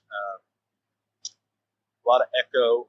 Get a lot of echo. So it's funny, these little dogs that have started barking, we're kind of facing a field across from the road on our dirt road that got cleared out, and our neighbor over here, he's running cows on it. So anyway, there's a new echo that's happening there. So these little dogs get to barking, and they're already barking pretty loud for their age, but that echo's coming back. And we got tickled the other night. We were sitting out there listening to them, and they were barking at themselves, but they thought they were barking at other dogs. And I thought, and the older dogs just sit there looking at them like, you dummies. But anyway, that's kind of our terrain. So there's a lot of places that are hard to get to unless you know what you're doing. You got a good four-wheel drive. So luckily for me, where I'm centralized here, as far as hunting goes, I do have those good neighbors that, we'll get off on, and they all know that we're back here taking care of Granddad, taking care of the farm, so they know us. And it's kind of like it was back in the day, as far as not back in the day for me running dogs, because I didn't do that, but hunting and getting over on neighbors and deer hunting and tracking deer, after I'd shoot one and trailing blood and stuff. It's kind of like that to me here, as far as the people were around. But you can get in some pretty hairy spots. So you kind of do have to know what you're doing as far as terrain goes. Yeah. It's probably pretty similar to where we live. We live like it's hills and hollers. We've got a few 100 feet different in elevation changes. Like you said, it's not quite mountains, but it's still pretty tough country. There ain't no doubt. Yeah. So how far are you out of Arkansas? We're getting ready to go to mountain home actually tomorrow. My wife and I have got some business down there, and we're about 45, 50 minutes. Okay. So about 50, 60 miles from Arkansas. That's why I figured he was pretty close right there. I'm originally from Arkansas, but on the east side, just below Memphis. Okay. Yeah. Okay. But I had a lot of family that lived over toward Mountain Home. Okay. So that's it's nice down there. It's a little different terrain when you get down there. And of course, the hogs, of course, down there. But which we haven't seen too many of here. It's really the tale of two different conservation tactics on Arkansas and southern Missouri with it. But for years it was eradicate. So it was on site. There was no regulation on it or anything. It was, we don't want them here. You can keep them in Arkansas. That's right. Kill them, shoot them, everything. But what's funny is people that I know in my world of hunting and just friends growing up with, well, they sure spend a lot of their time and money going down to North Arkansas to go on a hog hunt. And I just think, boy, it'd be nice if we just, I'm not for the destruction that they have. That's not what I'm saying. But I'm just saying, but if you had the set up species, some farms here and raise them, and they're doing some massive trapping deals with some guys that I know that they're government guys or they're contracted by government, and they're doing some massive trapping. That's where all is that, ain't? Yeah, I got drink and stuff, and one of my good buddies from college, Oliver Fleming. He's a USDA pig trapper. He lives in Farmington, Missouri. Well, I don't know him, but I know a guy down here that does that. He works for the USDA, does the same thing. And I'm like, so how can I get in there with you? Well, we can't do that, or at least we won't tell them what we do. And I said, all right, well, you just let me know. Yeah, it's different. It's crazy how they have all these different tactics from state to state and how they attack it. There's states that have just made it completely illegal to hunt them at all. And and they're doing that to bring the population down. How does that work? Wow. How does that work? Yeah. How does that work? They're like, well, if you don't hunt them, the only thing, now this is nothing this is just me throwing it out there. But if nobody's hunting them, how would anybody ever know that there was any poisoning done? Yes. All the arguments that I heard from my college professors was the number one spread of feral hogs is anthropogenic. That is the textbook term, but it's people distributing them. It's saying, man, I wish I had some pigs over here. Now I do. Well, when people, if they've never trapped hogs and they go up to a small trap and they have one or two in there, okay, that could be manageable. But when you go up to a trap and you have 15 to 25 in there, you got to have a stock trailer and you got to know what you're doing or you're going to get hurt. Especially, those boar hogs are not playing around. They can hurt you. They're mean. Yeah, they can be very mean. Incredibly strong too. Yeah, these things are freakishly fast. Like they're some of the fastest animals I've ever seen. Like they're nothing like a domestic hog, that's for sure. Well, and what's crazy to me is, in my mind, in my little pea brain, that the proportion of them, they're just big old pot-bellied, fat tube thing with these little short legs. My goodness, yeah, I cannot believe it. Blows my mind. These here that we have in our areas, and further southeast, you have like different phenotypes. You have phenotype. You have like different physical characteristics. The piney wood rooters. All right, you got one that's 150 pounds on the. That's probably going to be just a little bit more than average size, and they're kind of slim, long nose on them, and they can fly. Okay, then you're going to have some out of the Eurasian stuff that are going to look like rhinoceroses, like they're shorter, nothing but muscle. Oh man, yeah, they're very strong and they get agitated real easy. Then you'll have just a regular, I guess you just say, like what we call them mountain hogs. They're going to be their shoulders are going to be Yes. so wide and so big, In and the they're front, gonna yes. taper down in the ass. Yeah, and in the rear end they're going to be narrow I and got you. slim. Yeah. They're built more like a mountain goat. If you ever look at the body of a mountain goat, that's what a lot of our hogs look like. And man, when they take off up the mountains, I don't care what dog you got, you can't outrun him. They land with them front legs and Wow. push off with So their they have back to and stay- they go. That's why you got to have the good nose to stay with them for long periods of time to run them down. Wow. And then like we went to South Georgia this weekend, and we got in a group yesterday morning. No, was it yesterday? Yeah, yesterday morning. 6:30 is when we struck. Yeah, the we struck. Well, we got a whole group going, and that boar hog, he tried to slip out the back. Gage Harrelson carried two of his dogs, put it on him, and they stayed with him. We wound up getting more dogs and packed into him. That was at 6:30, and a little bit after 11 when we finally caught him. And I don't know how many miles and miles and miles in Oh, 100-degree. gosh. continuous run. Yes, never stopped, just ran And ran and Man. ran. for over 5 That's hours. crazy. Oh, I was so impressed. Those dogs, that was some of the most impressive ones I'd seen. And I'm sure there's some out there. We're going to have listeners out there. I guarantee you their dogs are way better. And they're going to call and tell me all about it. That's all right. And yeah, and that's great. But I haven't seen those, but I have seen these. And our old cur dogs, Man. they hung in there. Well, Midnight, she stayed in there. She's the one that actually struck all of them. We sent some more dogs in, and they wound up putting these hounds and hound crosses on them. But anyway, just the way those hogs run, it's just totally different than what ours run. Well, sure. And you know, like you said, you look at these hogs and you think, well, man, they don't even look like they could run like work at all.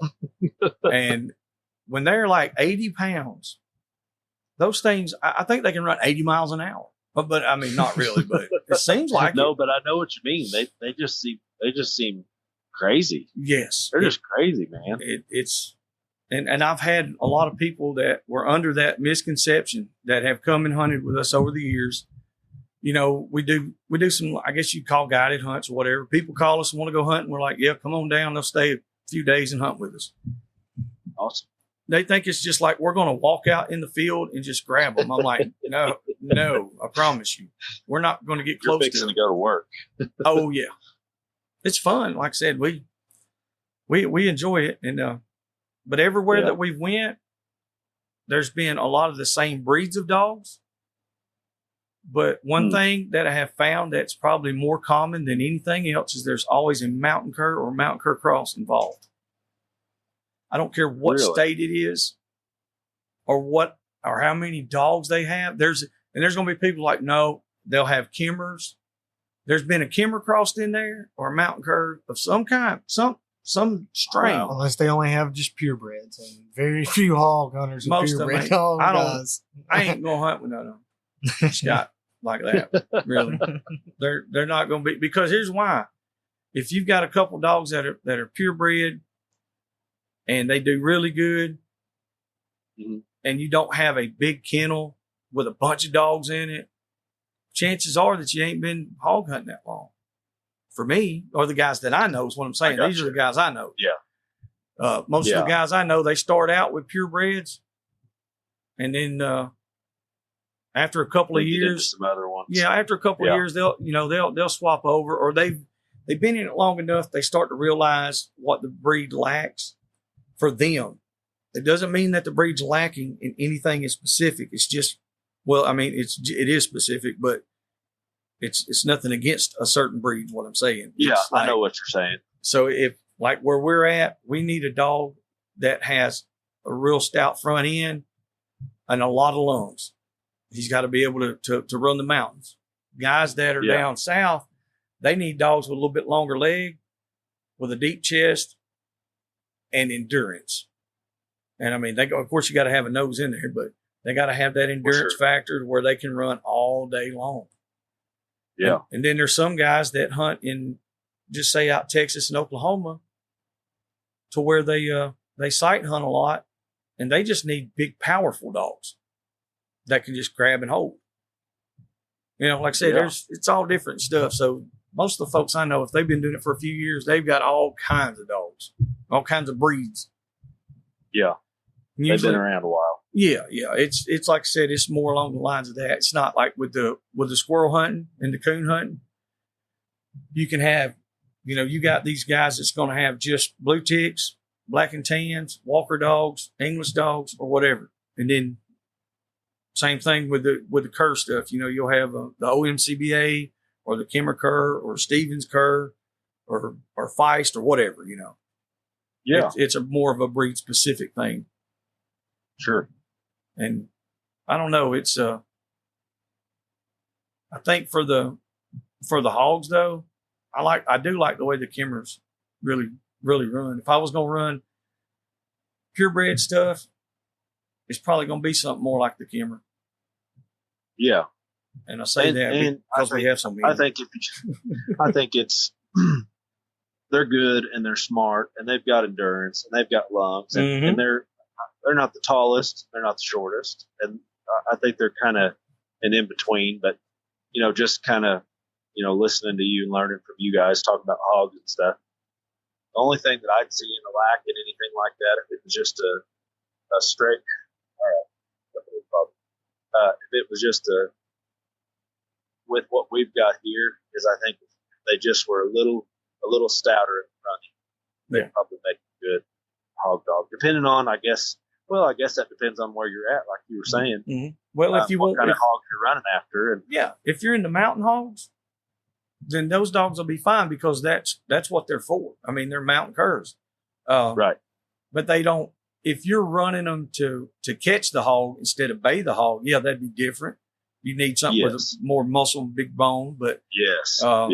But to bay the hog, they work great, And even for catching, I'm not going to take anything away from them on that either, because I know guys that are catching hogs with them every day. Really? Yeah. It's just a different strain of the Kemmer. Breeding those attributes. Yeah. If somebody started breeding the biggest one out of that litter to the biggest one out of the next litter, and they just kept working it to get it formatted for what they wanted.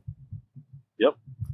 'Cause I've seen some Kemmers that were pretty big. I like that. How big are yours on average, would you say, like as far as how much do they weigh? I don't know, to be honest. Okay. I'm not really sure. I mean, our males, since I've been around with this breed, the males are always predominantly a little bit bigger. Mm-hmm. And I mean, I'd say they'll be even up to maybe 8, 9, 10 pounds on some, heavier than the females. Yeah. They've got a bigger front end. They're a little bit stockier. They've got a squared head. They don't have as pointy of a nose. Yeah. Where some of the females, they kind of remind you their stature from their chest on back to their belly, back to their rear end. If you look at them just from the side, they look a little bit more like what you'd see in like a gray. Like some people, I get it all the time. Mm-hmm. We talk about them or we post them. And they're like, "Man, feed those dogs." I'm like, well, I feed them. They run. This is what they do. Yeah. And so they look like they're a little bit skinnier, but I assure you they're well taken care of. But some people don't understand that, and that's okay. No, they don't understand that part. And that's all right. And that's usually what I don't get any negative with it. They just, when you put it out there nowadays on social media and stuff, you're going to get some of that. That's just par for the course. Yeah. If anything, it just boosts stuff anyway. So just ask them if they've ever seen a 600-pound man run a 20-mile marathon. That's the best format I can put it in for them. I'm like, this is plain. Good. These are athletes. These aren't lap dogs. Yep, exactly. So like Nate's Kimmer, this weekend, he probably lost 3 to 5 pounds, it looked like. I mean, like he ran though, like he put miles. 20 plus miles this weekend. Like he literally put 20 or more miles on. And there's dogs that do that every weekend or every week, 2 or 3 times a week, when you're running big game for sure. Even on small game, I mean, we've done it where you put, 6 to 8 miles on, and all you're doing is walking around in the woods, and the dogs are running in circles at 200 to 300 yards around you, but they're running 6 or 8 miles. Yes. So it sounds like you got some fast dogs too, the way they're built. Yeah, they are fast dogs. They get up to speed real quick and then they go for a while. The younger gyps, the two females that I've got that are hunting, and they're following my older dog's lead, but they're quitting a little too early. So and part of that's, like I said, this season I've not hunted them as much, but they're every day they're hunting. Every single day they're going on a hunt. And for the most part lately, which I'm starting to see a little bit more coon, the groundhogs have been crazy here this year. So they've been getting into the groundhog. They treat a big old male groundhog down here the other day over by my hay barn. And man, that was exciting. I thought two of them were going to chop the tree down. They were jumping. They were jumping 4 to 5 feet, biting the tree, trying to get another lick on it. They get their feet on it and jump a little bit more, and I just let them go at it for a little while. Sure. But they're hunting every day, and because I'm starting to get more coons, of course, stuff stirs at night a little bit more, and so they're hunting at night. They're almost, I laugh about it, but they're pretty much nocturnal nowadays. Yeah.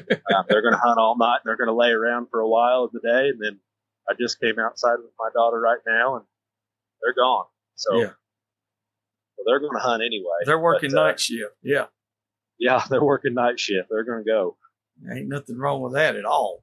There's no. I mean, for coon hunting especially. I mean, that's what Louis. At first, and he's still kind of finicky at night.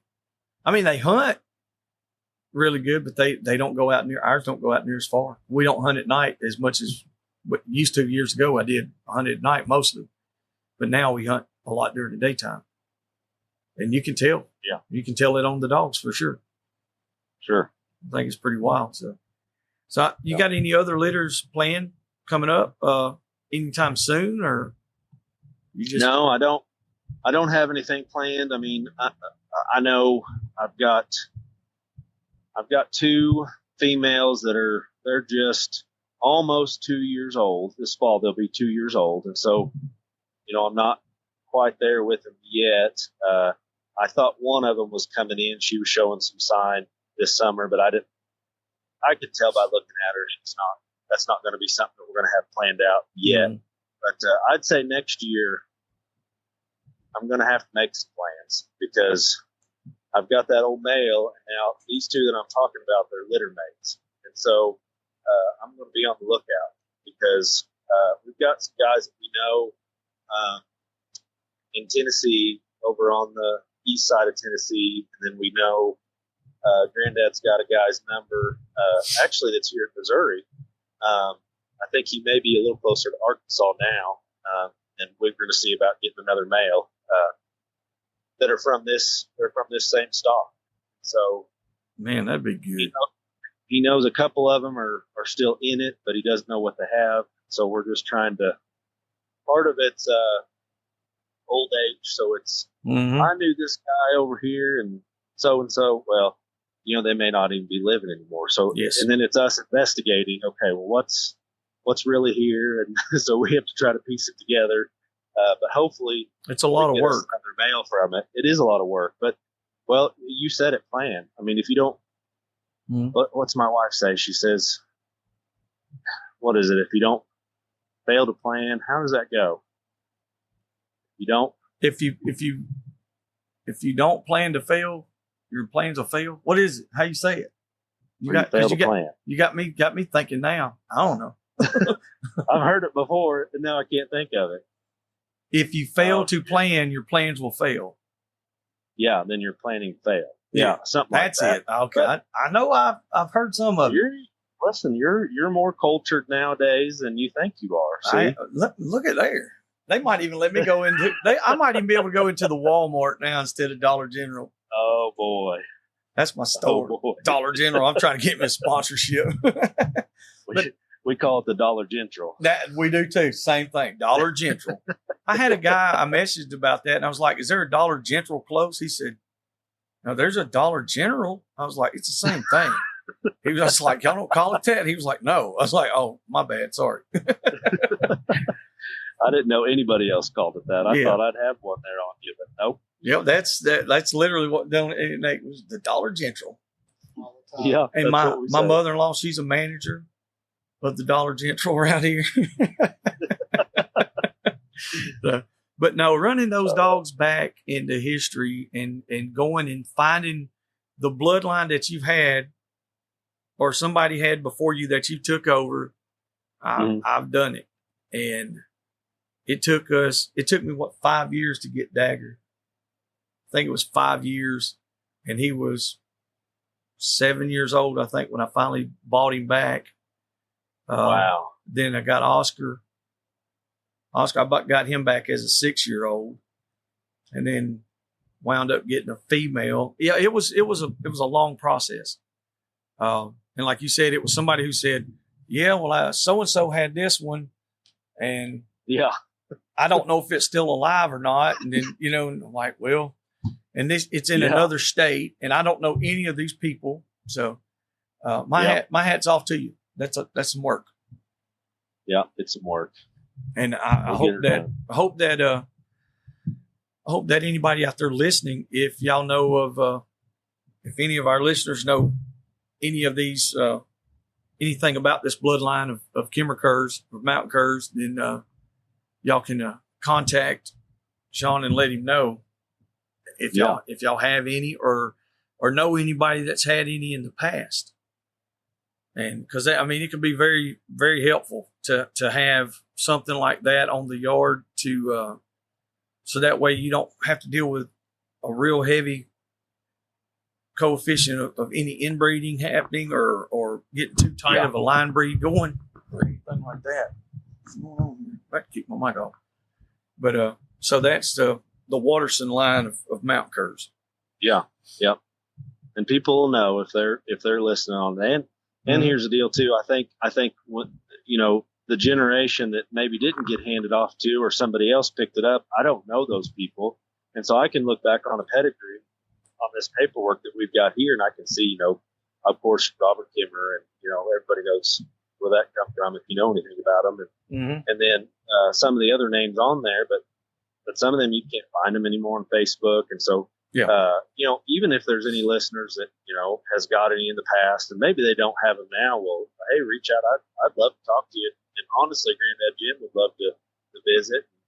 Anybody can come out here to the farm, and he loves that. So we love hearing old stories and reminiscing of what I call war times, We have the old dog hunts and stuff. Oh yeah, that's the best stories ever. But we go to the KSBA hunts, the Kimmer Stock Breeders Association, and we have them. We'll have one coming up in October, I believe, and then we have one in February. Yep. We'll have them twice a year here locally, and there'll be guys that are from 80 years old and younger. Mr. Kimmer, man. there'll be a lot of guys there.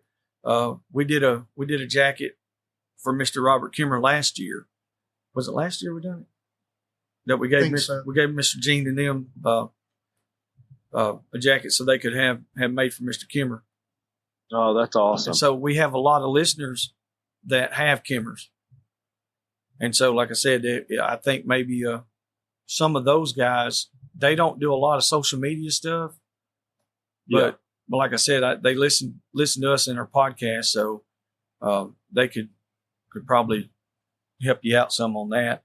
I know, like Mr. Montgomery, Gene Montgomery. I don't know if you know him or not, but Mr. Gene, I don't think so. He's very knowledgeable on the Kimmers. Knows a lot about him, and he knows Mr. Robert really good. So he might be somebody you could reach out to. And I'm pretty sure he has Facebook. Yeah, Gene has Facebook. Yes, he does. Okay. Yeah, he's got a Facebook page. Okay, So, great. Yeah, so I'll definitely look him up. I'd love to get down to that hunt in October, but more than that, I'd love to get Granddad Jim down there. But we're kind of getting to that place where it's hard to get him around. He's having a hard time getting around, and we've got a cane, and so and there's a little bit of pride involved with that, which I can understand. We don't push on that too much. He's not too proud that he could do anything he wanted to do, and now he don't want people thinking he's got to walk with a cane. But so that might be, hard to do, but I'd love to make a trip sometime. We've got some friends that are supposed to be, well, actually they're up here in Missouri this week. We're going to meet them later this week. That's a whole farming TikTok group. We're supposed to all get together. And Yeah, but they're pretty cool. They're a bunch of farmers. Yeah. So anyway, them coming up and making that round made me think, boy, it'd be nice to come down to one of those, those sanctioned hunts or Yes. any kind of gathering, for us to go as a family and even just to get to know some people and tell some stories and hear some stories and learn some stuff. That'd be a good time. There's also, I was trying to think of a couple other names. Mr. Ronnie Wooten, he knows a world of it. Jerry McDonald, Caleb Smith. Those are some younger guys, but they're very, very knowledgeable. I think a couple of those, I think a couple of those you mentioned are in that Facebook group. Yes. That is they about are. the Breeders Association. Okay. Mm-hmm. Yeah, I think That's so. good. All of them are in there in some form or fashion. I mean, there's, like I said, there's Joseph Salter. There's I don't know how many. I could sit here and just probably keep on naming a bunch of them, but they it would be absolutely awesome if y'all could do that. If you get Grandpa Jim down there to a sanctioned hunt, man, that would just the nostalgia of that, to have somebody like that come and sit down and just enjoy the day. And it was 2 days now. Yeah, it's Friday and Saturdays now. Yeah. The first one we went to was only on a Saturday, and now it's 2 days. And man, the last couple we have had a big attendance. That's awesome. I love that it's really coming back up. It's done really, really good. Good So far. There ain't no doubt. So you got anything else you want to add on there, Sean?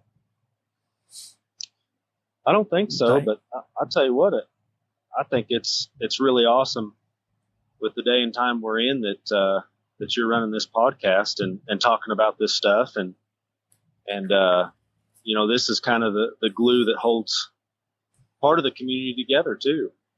We talked about culture and some different things, and podcasts are a newer thing, and I listen to a lot of podcasts, and I just think it's really great what you guys are doing. We appreciate It's that. definitely helped. It's helped me immensely already. So just making this connection with you guys is just the beginning. So Yes. it's exciting.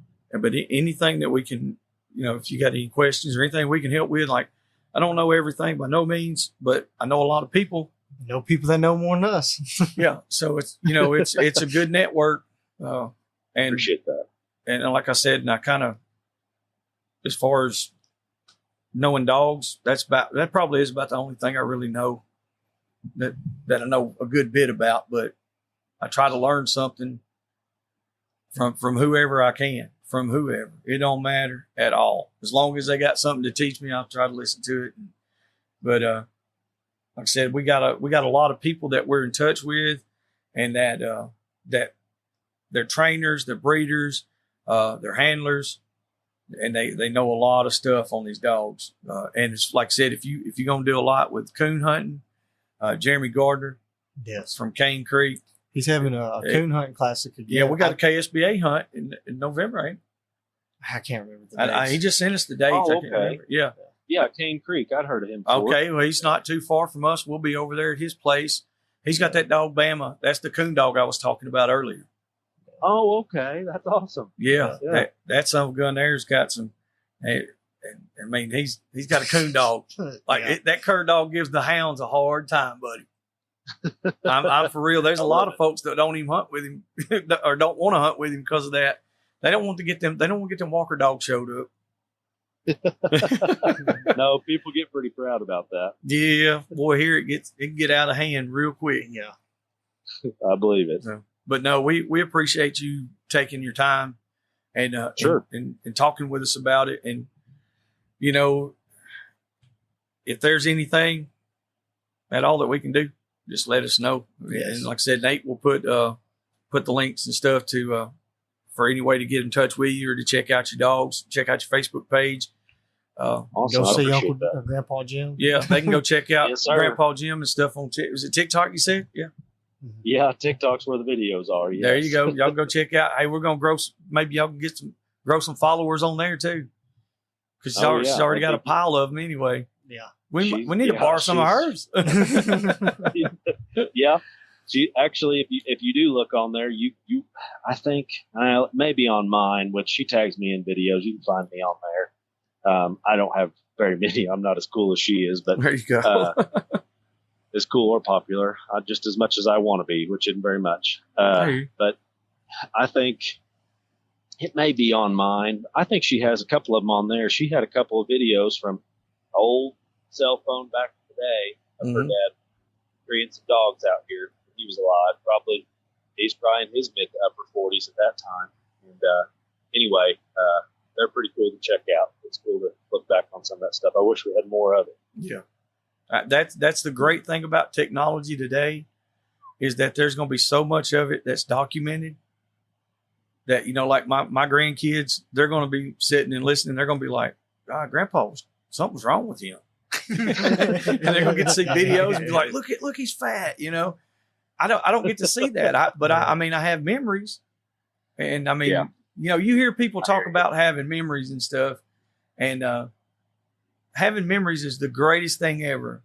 But if I could sit down and watch a video with my granddad in it, man, that would be it would be, because we didn't have any of that kind of stuff, there was stuff out there, but we were poor, just, poor country folks. And literally, I think there's 8 Polaroid pictures total of anything of my life before I was married.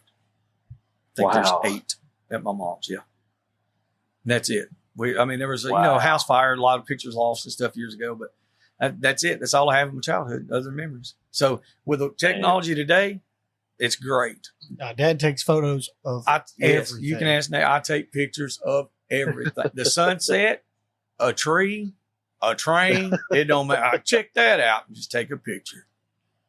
Well, you didn't have it, and you feel like you missed out on seeing that stuff. So you're like, right.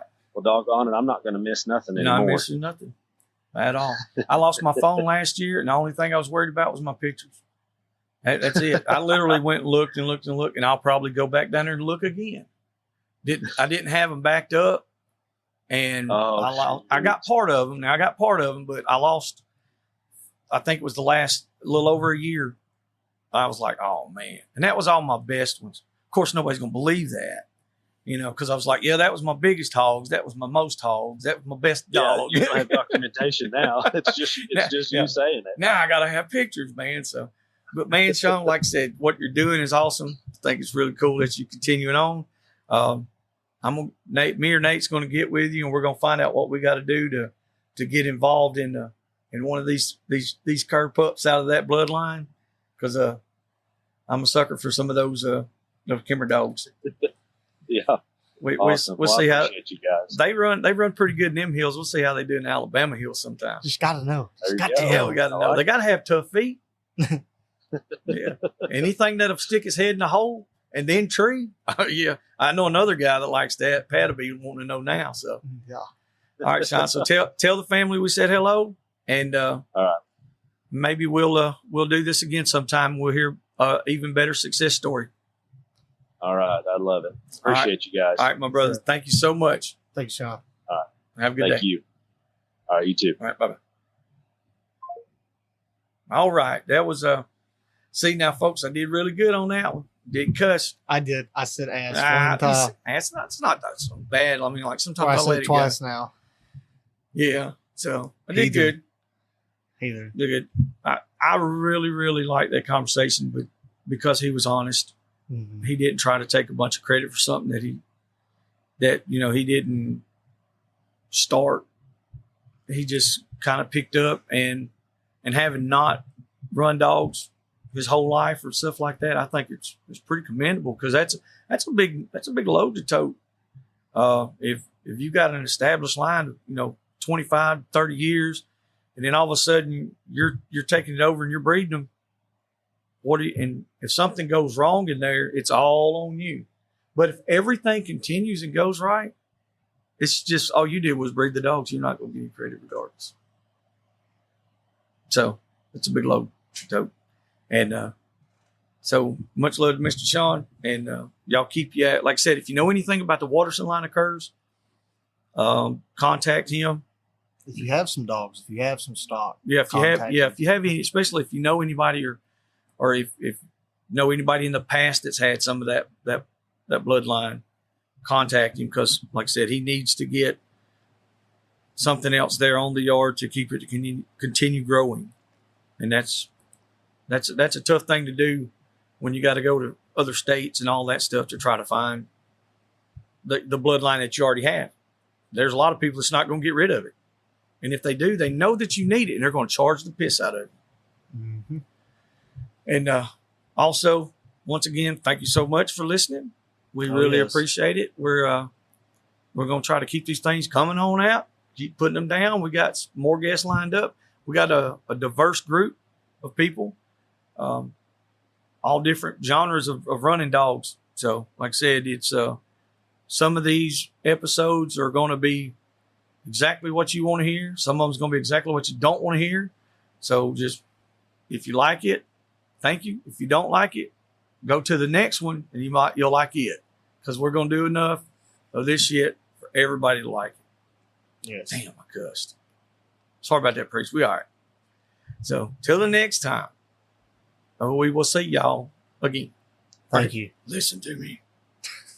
Hope y'all enjoyed that episode. Stay tuned for our new episodes every Monday and Wednesday. For questions, advertising, or just to chat, email DixieDoggers01@gmail.com.